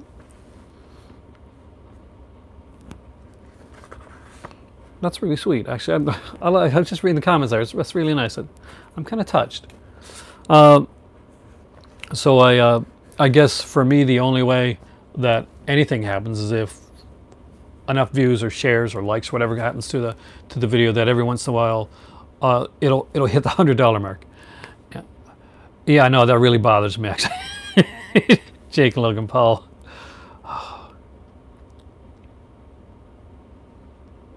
That's the thing, Action Jackman. That's one of the reasons I did this. I wanted to create a for myself, like selfishly for myself and for people around me, to have like a place where we could all go and talk about these really cool things. Yeah, I think Steph, for me, I think it's like hitting my niche, and I was kind of there, but I didn't quite know that, like, that X factor that I needed to make my channel probably the most interesting, not just for me but for people watching as well. And I think this is kind of it. This is what I was looking for. And you know, whether it's something that ever took off or ever made any money or anything like that, that's, you know, for me it's beyond the point. It's the fact that I get to do this. Now that being said, I would love, of course, that if this was my thing, if I could like live my life doing live videos and going in eventually doing some podcasts, doing stuff like that. Yeah, that's my dream. But right now it's not a realistic dream. So I work a crappy job to make sure that I can do this stuff. And no, it's not, you know, it's not that bad. It's just not the most interesting job in the world. So people ask me, I've asked a few times, I say if I work in the movie industry, and I don't, but I really wish I did. Hey, Cubic Lover, welcome back, dude. Are you going to the Kino sale thing? Oh, dude, I hope that goes as painless as possible. Well, the thing, Rich, I learned a lot of guys from you too. That's the thing. That's why this is a good thing with the movie club. Is like I can start the conversation, but you guys can keep it up, and that's one of the most fantastic things about this here, is that we can actually learn stuff from each other. I'm always finding like new ideas and new films through you guys, and that's incredible. This is the booklet for the Black Cat. I gotta show you this, guys, because it's kind of cool. Actually, that was the idea. I'm a huge fan of PBS, Doctor Who, At the Movies, you know, Cisco and Ebert, stuff like that. So I like that kind of old school, cheap public access type of feel, and it's something that I always want my channel to have. So that actually is a real compliment, and no word for lie. That actually really is a compliment. But this is a really, really cool book. It's really thick too. I'm really careful with these books because the spines, I'm worried that they're gonna kind of break. But that actually has a lot of stuff in here. So we got contents like by Chris Alexander, by Howard S. Berger, the final interview with Lucio Fulci, by Mikhail Koven, and by Andreas Ehrenreich. I'm gonna really, really mix that up. So, but just saying. My thoughts are with you, Kubrick Lover. Hope that the getting the crown thing isn't gonna help. It's gonna not keep you down too much. You're gonna be okay. Like, I'm super nervous when it comes to dentists and all that stuff. I'm not gonna lie to you. It's one of my fears. But yeah, these releases that Arrow put, I want to see more of these. So if you guys want to see more of this style of stuff, make sure that when Arrow puts out their latest Argento or their latest Giallo release, definitely pick it up, because the only way we're going to see more of the stuff that we want to see. Permanent crown tomorrow, dude. You got this.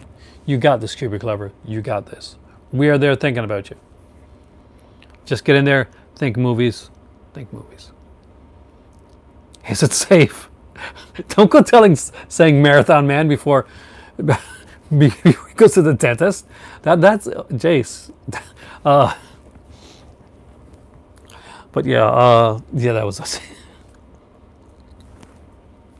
I kept the Corbin Burnson out of this, so, oh God, that's horrible. No, seriously, Cubic Lover, you'll do fine. It'll be, not gonna say it's gonna be the easiest thing in the world. It's not, dentist, but you do great.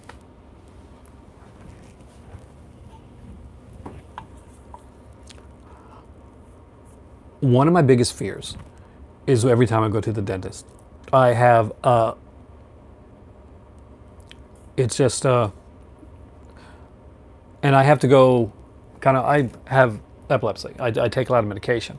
So I have to go more than some people sometimes because the way that my pills are,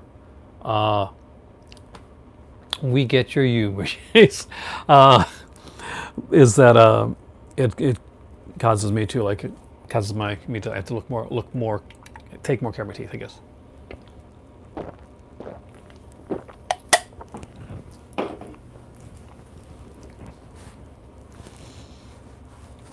Is it safe? That is awesome. Awesome, but still at the same time. I'm trying to think.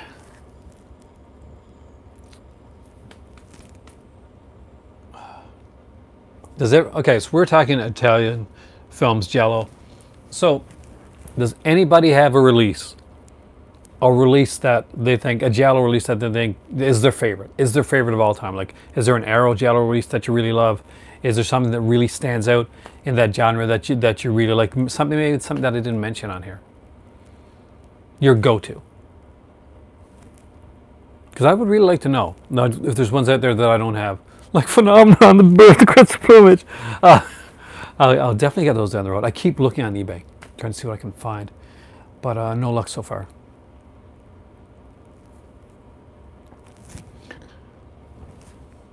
Now, what you guys think about my question, I'm going to give you a chance. I got to put those back, or these are going to fall on the floor. Oh, Don't Torture Duckling. John Steele is one of my favorites. I recently picked up the Arrow release of that film. I'm actually watching that tonight. Actually, after this video. I'll be right back. You know, Scream tells you never to say I'll be right back, but I'll say it anyway.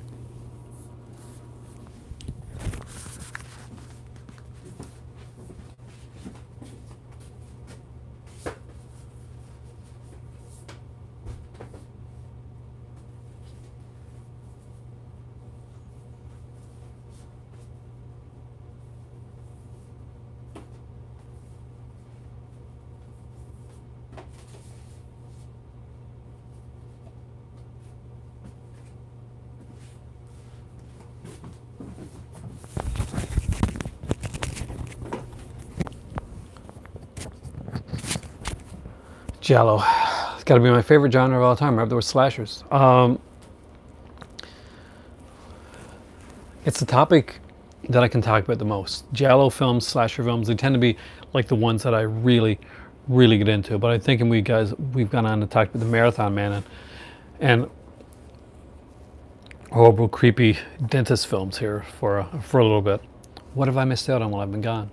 Did anybody at all answer my question on their favorite Giallo release? I'll be interested to know. Steph, you do a lot on just this. So do you have like a favorite? They are great. They belong together. They're like peanut butter and chocolate. It's been a long time since I've ever seen Death Laid an Egg. Top 3 spaghetti westerns of all time? That's really hard. I mean, I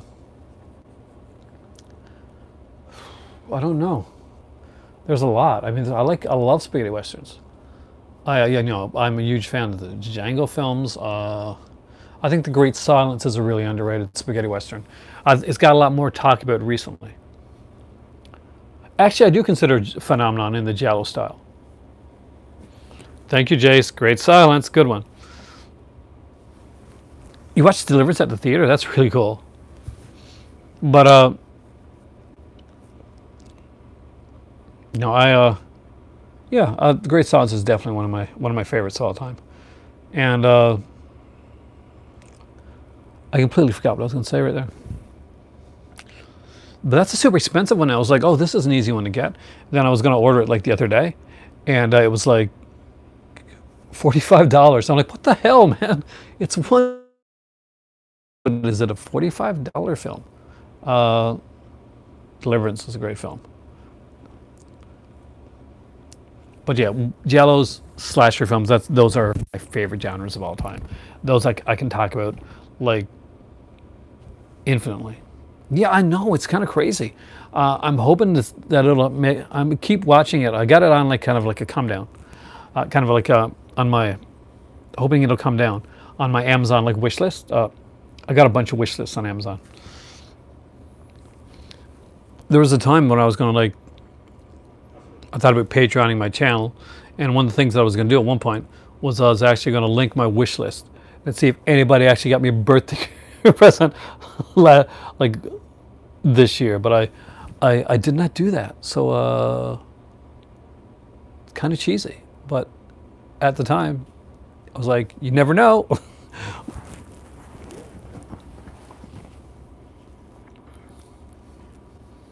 But no, I got to watch more spaghetti westerns in order to let you know, to know that one, because it's been a while since I really delved into it. I mean, I watched the Ringo movies recently. I love those films. I really need that Sartana set. That looks gorgeous, and there's a sexiness to that Sartana set. But I keep going back to like a lot of the horror films. Now, recently, Scream Factory has been putting out. That's it. You can be the spaghetti western king. I thought you were the James Bond king too, though, Jace. You're the James Bond king. You know you're James Bond. You definitely know your James Bond stuff. Spaghetti western. I need more spaghetti westerns in my life. I need more spaghetti westerns. I need more westerns in my life, actually. I got like a lot of like North American type John Wayne type stuff, and they're not even my favorite. I like them, but they're not my favorites. But I really love that genre. James Bond Western King will suit you well. All right, on. Mad Foxes. That sounds familiar. What is that? That's like I don't know if I have, to be honest with you. We're like talking at work today about like some kind of weird stuff like that. Mad Foxes. It doesn't sound familiar, man. Did I ever see this one? I don't know if I have, man. This looks good. It's a revenge movie. I love revenge movies. There's like a rape revenge thing. Done back in the 80s, in the early 80s. Did this pass me by somehow? If I've seen it, I don't remember it. But it kind of looks like a mix up between the biker genre and the rape revenge genre, which means that's definitely up my alley of films that, you know, I definitely got to check out. But I haven't like that's okay, Jace, because I will be the king of the wild hare here on YouTube.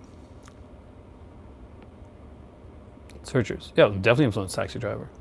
Now I'm just sitting back letting you guys talk because I enjoy that, actually. It lets me shut up for a minute. So, yeah, I got to get into something. My theater, Mr. Stream. They call me Mr. Stream. That's cheesy, I'm sorry. My theater is having movies for, my drive-in theater is having movies for Halloween. So they said, they had a big announcement. They're going to announce their Halloween movies really soon. Who wants to guess their the films, the double feature that they're showing for Halloween? Any guesses?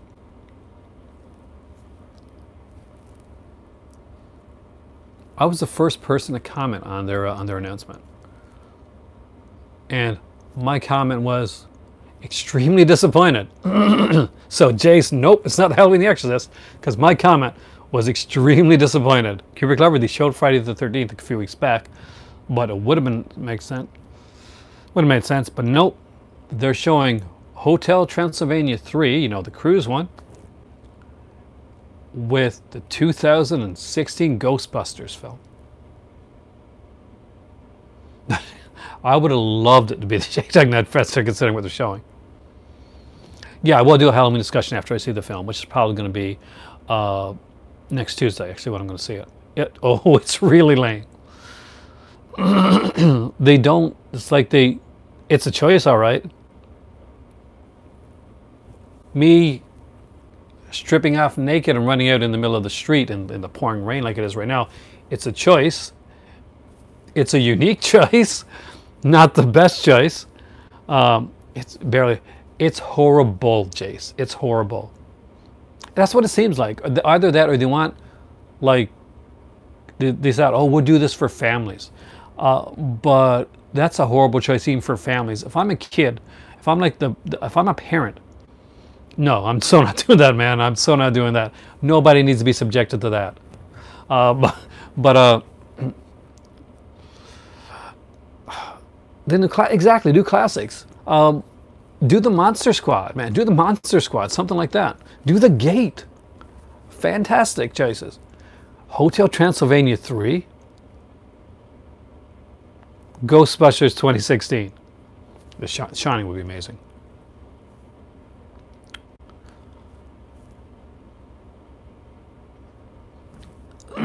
Actually, you know what? I was one of the people, Action Jackman, that didn't mind. I was never. I didn't like the casting. Now, I need to qualify that.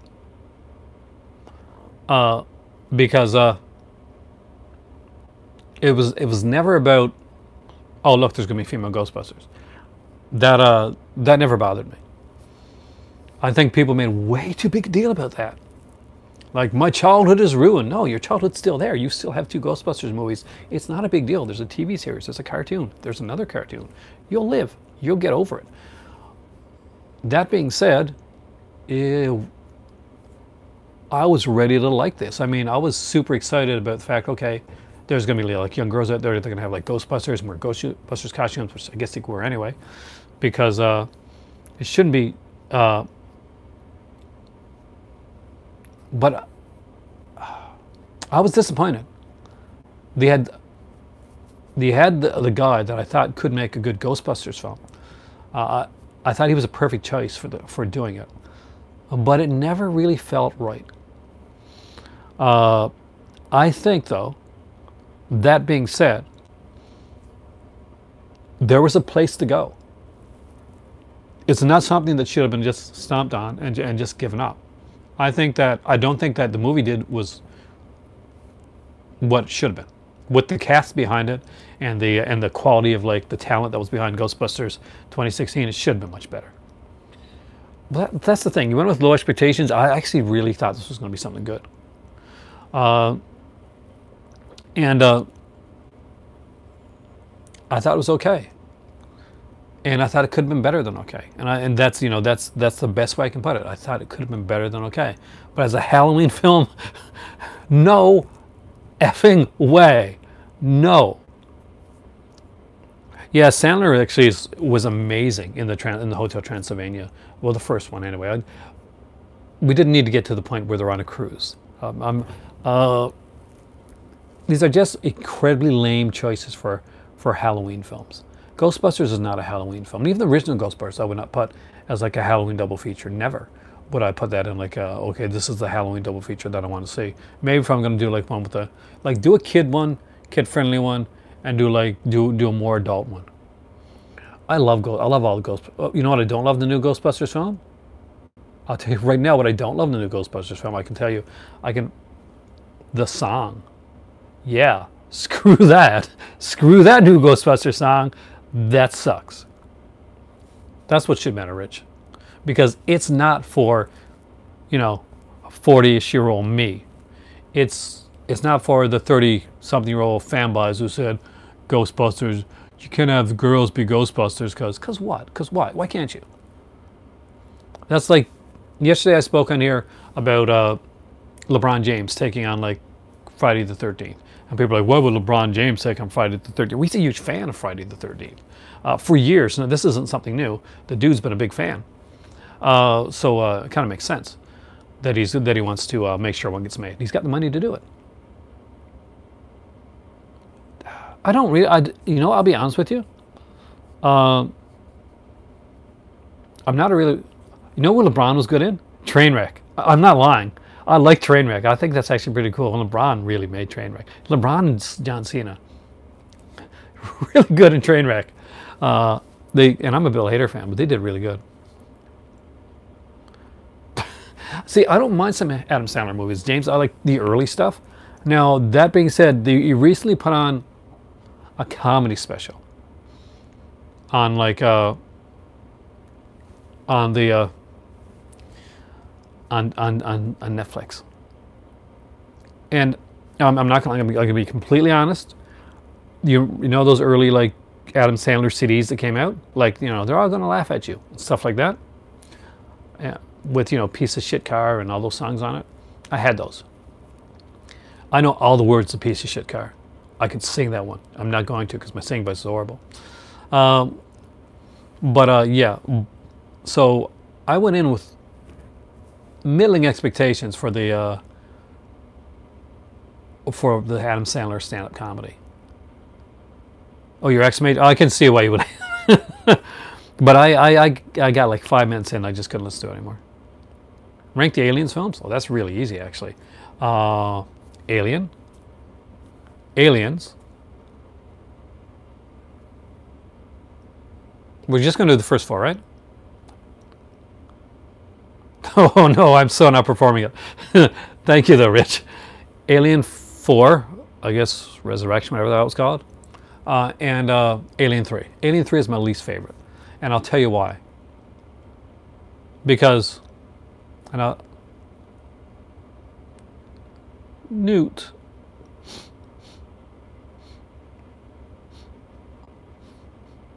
Newt. Screw you, Fincher. Newt.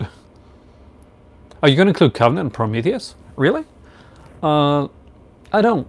They're, I and kind of enjoyed them for what they are, but I would never. I know they're supposed to be, but I've never really considered them alien films. They've never had the feel, and I know it's really Scott, but they never had the feel. I would have rathered seen what a Neil Blomkamp could have done. But because of what David Fincher did to Newt, I thought they're okay. I don't think they're brilliant. Definitely not. I think they're decent films. I don't have a lot to say on them actually. I've seen them once, so I've only ever seen the films once. I'd like to kind of to get in, but so I only have one question, James.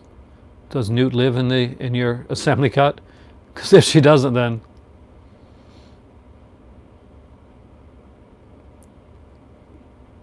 but Newt. That's what I'm going to say. No, I don't like it. Because Newt should have been the future of the Alien franchise. We could have seen a sacrifice down the road from the Ripley character. A real sacrifice, which would come back as a clone. And Newt could have taken over. Newt, the one that's supposed to take over. The setup. I think like Covenant a little bit. I think most people like Covenant a little bit of Prometheus. I'll be totally honest with you. Prometheus was like, I'll be honest with you, I think they both were visually really well done. Like the visuals in both Covenant and Prometheus there's some genius stuff. And there's some great dialogue and some fantastic acting throughout both of those films. I've only ever seen the films once, and I do own both of them here on Blu-ray actually. But I really should watch them again. Really get into it and like have a night where I actually watch them. How could you not like the Newt character? She pretty much comes in. She's the replacement daughter for the daughter that Ripley's lost. We get to see the mother aspect from the alien side. We get to see the mother aspect from the always Fassbender was the best part of both those films. From there, from Ripley's side as well. It's Dave. Yeah, he's found it. You got a lot of Fassbender in that. You got to make. Yeah, you did get too much Fassbender in Covenant. That's one thing that I don't think anybody can say. Life. Which one's Life? Have I seen Life? That's, we all have our opinions, James. I just have a huge thing. I really like. I'm a dad. So are you. You got like new. But Life. Is Life that one that came out with the Rank the Psycho films? Oh, that's hard. Okay, the Psycho films. I'm a huge fan of the Psycho franchise, by the way, guys. I'm not going to include the new one because that's the 98 ones. If Life is the one that I'm thinking of, I don't own it, and I've never seen it because I want to watch it on 4K. If it's like kind of an alienist type of film, and I saw like a sequence where like there's this person there, and there's like kind of this, I don't know if it's black goo or something like that. Yeah, that's one I'm really don't ruin it for me. I'm looking forward to seeing that movie. Yeah, that's the one. I haven't seen it because I want to buy the 4K, and I want to see it like in a kind of like a cinematic experience in my home. So I missed it in the theater, and I need to see it. Oh, actually, Anthony Perkins directed part 3. He directed the third film. Oh, I'm liking to see it. I'm letting everybody else like give their Psycho ones, and I'll give mine in a second. Yeah, he did the third one. Perkins directed the third film. The third film originally wasn't supposed to originally have like him as a bad guy either. It was supposed to be a different bad guy. So if it seems like there's a little bit off of for that, then there's like a there's a reason for that. Psycho 3's got a bit of a mix because the killer wasn't originally supposed to be, well, not totally supposed to be Anthony Perkins' character. It was supposed to be another character in the film. If you watch the movie, you can tell there was supposed to be another character that was playing the killer, especially in one sequence of the film. But my Psycho listing, because I'm waiting to see everybody's there, so I love them all, but I go back and forth on the first one here, but I'm going to go with 2 as my favorite, followed by 1.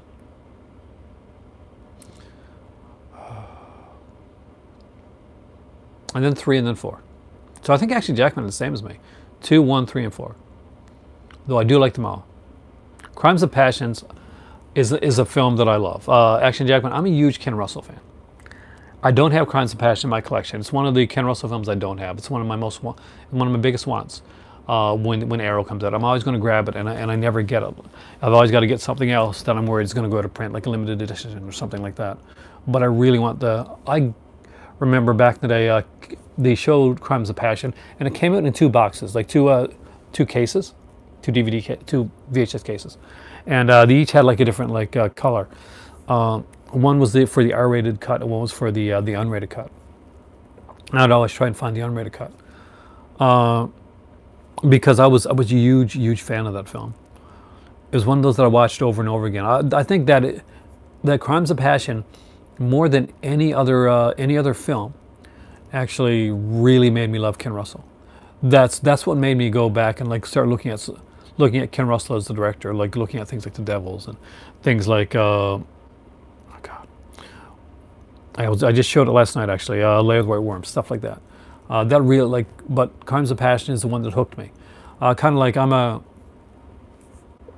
became a huge John Waters fan, and it wasn't from like the really early stuff, but it was from some of his different stuff that I actually ended up like kind of like falling in love with the work of John Waters, and stuff that I think that like really didn't get like a lot of credit.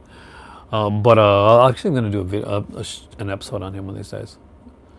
I don't have enough of his stuff in my collection. I really got to get more. But yeah, there's certain directors that I don't talk about a lot on here that I kind of dig. Ken Russell is one of those guys. Ken Russell is one of the directors I really like. John Waters, David Cronenberg, David Lynch. I'm going to say Richard Lynch actually. Yes, Richard Lynch. It's that infamous director, Richard Lynch. His teacher is hot. Are we talking about Bates Motel? I loved Bates Motel when it first started, and I actually fell out of love with it. In like Tommy's my least favorite of all of Ken Russell's films. Actually, that is definitely the one that I like it, but it's definitely the one that I like least. And it's great music, and it's just it didn't click with me on the first time I saw it. I wish I could say that I looked at Tommy and I saw the genius of the film right away, but I didn't. I actually didn't like it. The first time I watched it, I didn't actually get through it. Now I like it now, but definitely the first time wasn't one of those that I just knew right away. But yeah, Bates Motel. Well, we're not the Bud Cort movie. let's forget about that one for right now. But Bates Motel, the TV series, the one with the amazing actors in it.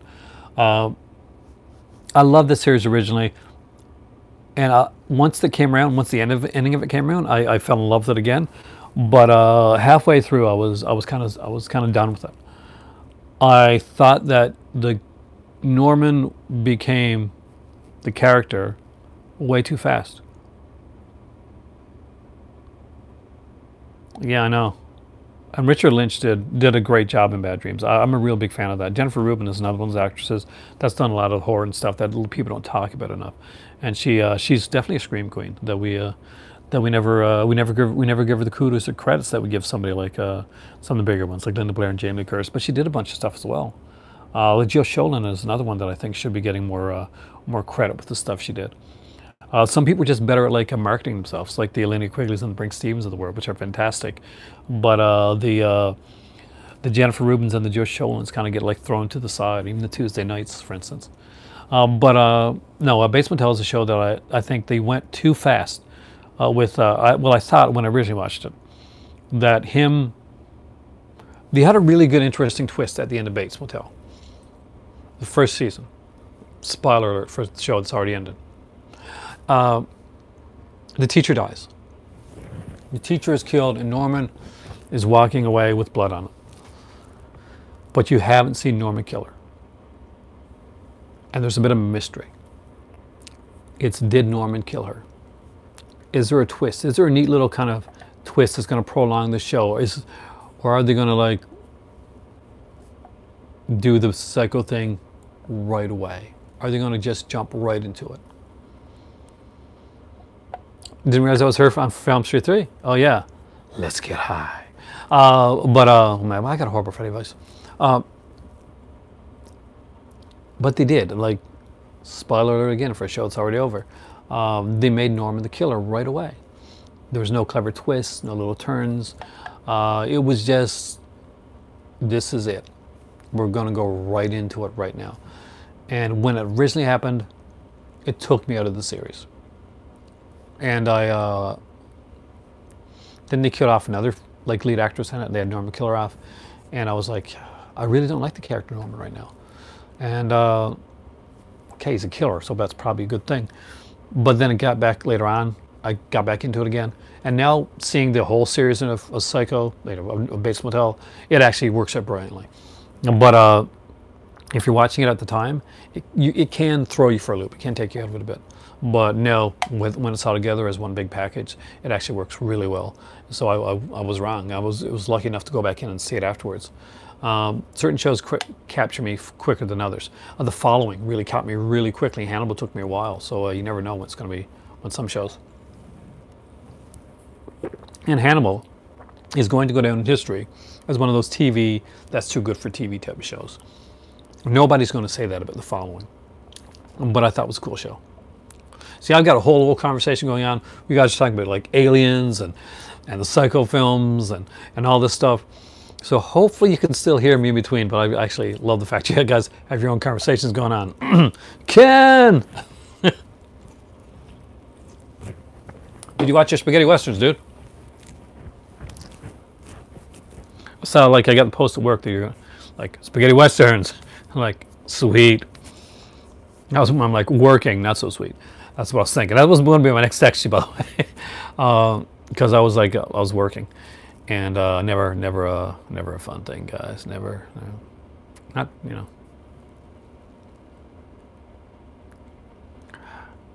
I liked the second season actually. The first season I thought was really good. All three were okay, not great. The Following was a show by, of course, Kevin Bacon and James Purfoy. Now, the first season of The Following was utter brilliance.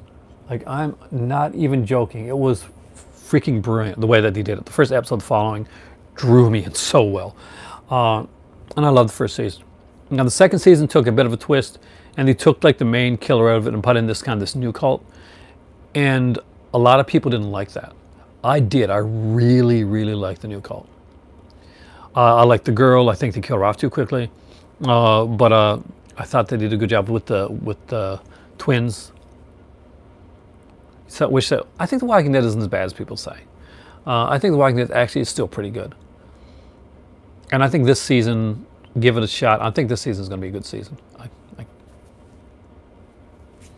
My little gray cells are telling me that we're going to get some good stuff in this season. How it goes once we see Rick go, it's going to be like, oh. I love Black Mirror. I have one episode I don't like too, Kubrick Lover, and it's the first episode. If I had seen the first episode of Black Mirror first, I probably would never have watched any episode of Black Mirror ever again. Because I got it, I just didn't like it. The first episode of Black Mirror, the pilot, is one of the last episodes that I ever saw Black Mirror. Not on purpose. I watched it. I found it on Netflix, and I went in, and what I thought was the first episode was a random episode that I watched, and this went on through with the first season from there. Then I went back later on and found out that I had missed an episode, and the episode was the pilot. So I went and I watched the pilot, and I was very unimpressed with the pilot of the series. I wondered, like, how did it get where it got to after the pilot? What is the episode you didn't like, Kubrick Lover? Because mine is the pilot. Mine is the one with the Prime Minister. I never really got into that episode. I think the series keeps getting better, like, as it goes along. There's a lot of shows.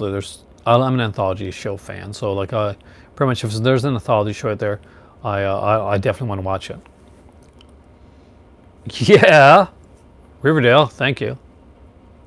The American. Actually, I didn't mind that one. It was dark, but I had the chance tonight to grab the complete series of like Tales from the Crypt, because it was like $74 for the whole series, which is actually a really good price. But there's so much like stuff that I want, and it's the wrong time to buy it. Like I want to get some stuff for my better half and stuff as well, but so I didn't pick it up. But I'm like, I really wish I would have got the Tales from the Crypt complete series, because he put it out there for like half price and stuff. It's tempting, so tempting. November's Western month. Kino Lorber Boys. That almost sounds like a Western. Come on down to Kale Ranch. You got the trip. Dude, that's a really good price.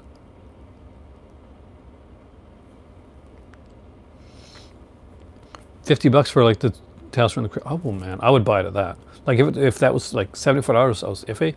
But if that would have been like a $50, what is it, like Tales from the Crypt $49.99? Yeah, I'd be there off for that.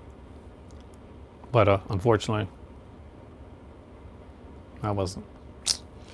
But I did request certain movies from Scream Factory, like I mentioned to Brian and Steph earlier, I think. Sleepaway Camp. I got those. Silent Night, Deadly Night 2, Urban Legends.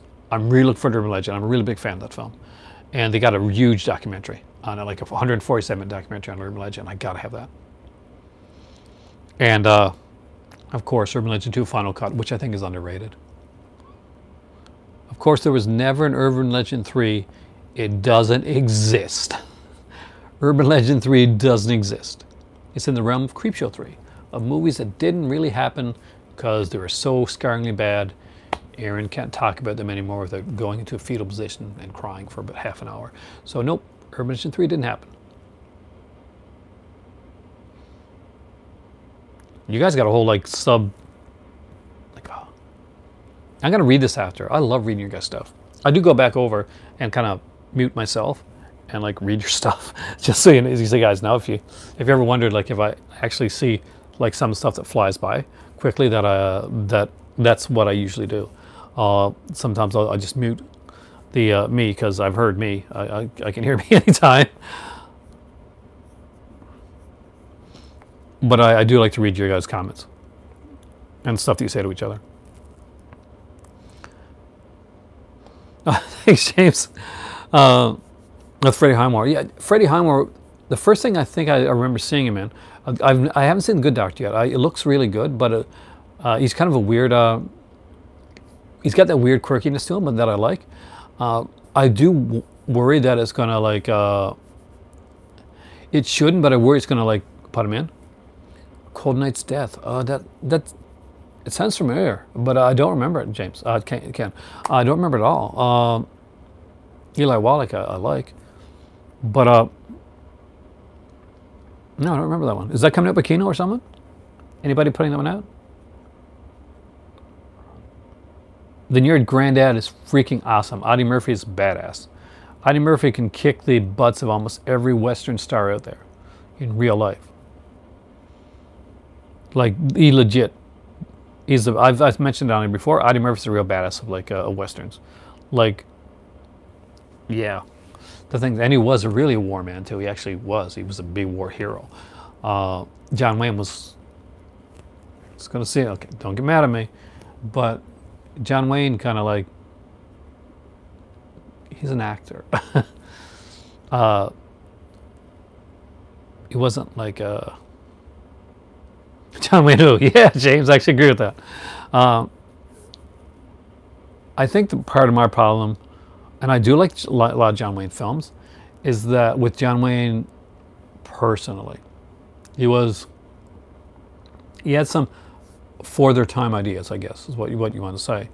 And it kind of bothers me that there's a guy that was never in, like, and he definitely kept himself out of the war. He made sure to keep himself out of there, but his films inspired so many people to go in, and it was their own choice. But they went in like all gung ho. They're going to be John Wayne, and a lot of them didn't come back.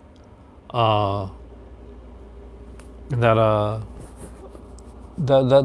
stuck when I was a little kid. That kind of got to me.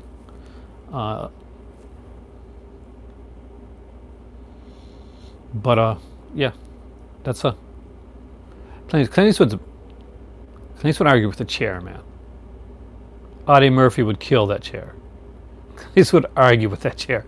Now I will stick to my guns and say that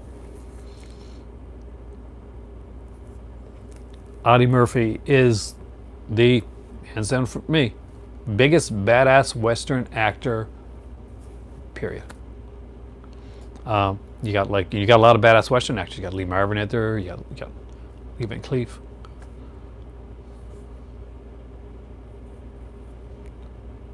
No, John Wayne never saw combat, actually. Cuba Clever. John Ford, yeah, but John Wayne didn't. The director that directed him in film saw more than he did. Back to horror. Yeah, we go all over the place.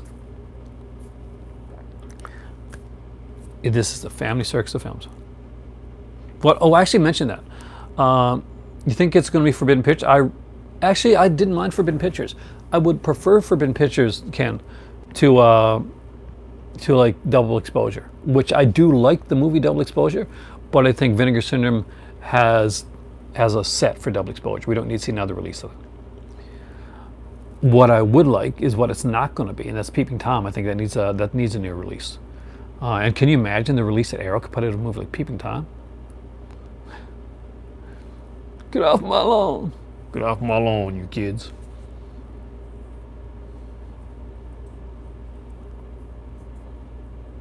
Gran Torino, yeah. I'm sure Clint Eastwood has said many times, get off my lawn, and not just in Gran Torino. But he's a brilliant director. Clint Eastwood's a brilliant director. But Trini wants horror. So Fade to Black. Fade to Black needs. I mentioned that as one of the ones that has been released that I would love to see get a release. I can picture like both Arrow and Scream releasing it. I can almost picture the Scream factory cover, slip cover, and everything in my mind. But and it's one of my most wanted like releases. I really love the movie Fade to Black. It's been years since I've seen it with Dennis Christopher. I've got it there, and I should definitely rewatch it sometime soon. I remember liking it. When I saw Fade to Black, and I'll tell you guys when it was originally. I was at a video store and picked up 2 movies that day. Oh, see you in the next stream, James. I'm actually finishing up now anyway. So you stayed for most of the stream. Thank you so much, and have a great evening there. And I'll talk to you again soon, man.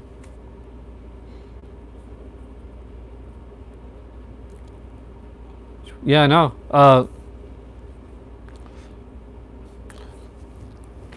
But what this was one and this one anyway. Basically, is that Fade to Black, and I picked up 2 movies that night, and 2 movies that actually that I would end up like renting over and over again. I think I actually had to pay like over a $12 like fine because I watched these movies over and over again. And that was, I watched Fade to Black, and another one that I don't think has ever gotten a good release, that I desperately want like to get a decent release, but nobody ever talks about the movie, and it's called No Way to Treat a Lady, and it stars Rod Steiger. It's a fantastic little film. If you've never seen it, definitely search it out. And Fade to Black and No Way to Treat a Lady were 2 amazing films. And to find both of these films at the same time and to watch them back to back, it's just an experience that you can only do. It's better than good. It's Steiger, man, and Steiger is so good. You can have the worst movie ever, and Steiger's good in it.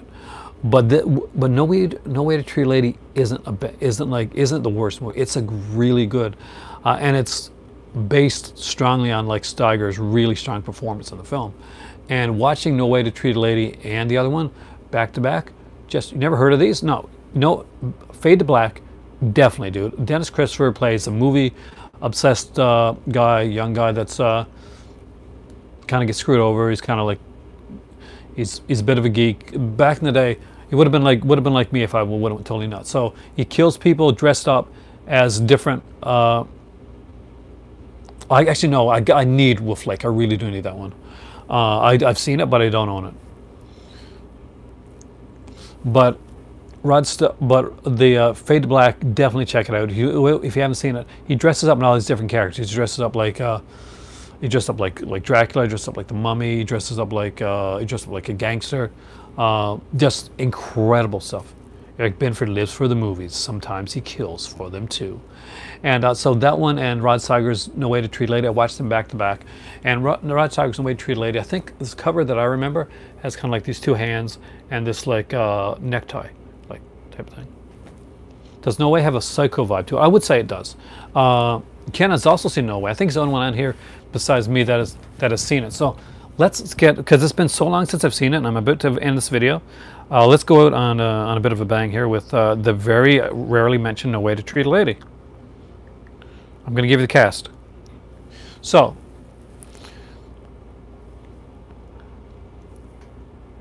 we got Rod Steiger, Lee Remick, George Segal, Murray Hamilton, Michael Dunn, Irene Daly, Doris Roberts. An amazing cast. David Doyle, of course, from Charlie's Angels in this one as well. So if you've never seen No Way to Treat a Lady, it's a fantastic little film. I really liked it. Directed by the guy that did like Harper and Illustrated Man, movies like that. But here, let's see if they give like a quick synopsis. A crafty serial killer plays a game of cat and mouse with a harried police detective trying to track him down. Damn you, Paramount! What 3 Eddie Murphy films should you get first? Anybody have any? Jace, what would you say for Eddie Murphy? What would you go with first? You're an Eddie Murphy fan too, right? I know that's I do think that if you're going to get like The Hell and Back is the life story of Eddie Murphy, that's definitely one to check out. And he actually stars in that one.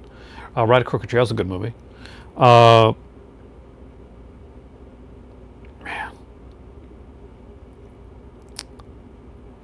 I don't know, man. He did a lot of really good stuff. Definitely The Hell and Back for sure. That's one you want to get. No Name in the Bullets is a fantastic film, but his life story is The Hell and Back, kind of like his war years. That shit is real, man. No Name in the Bullet, definitely. But with that being said, it is now 3:11.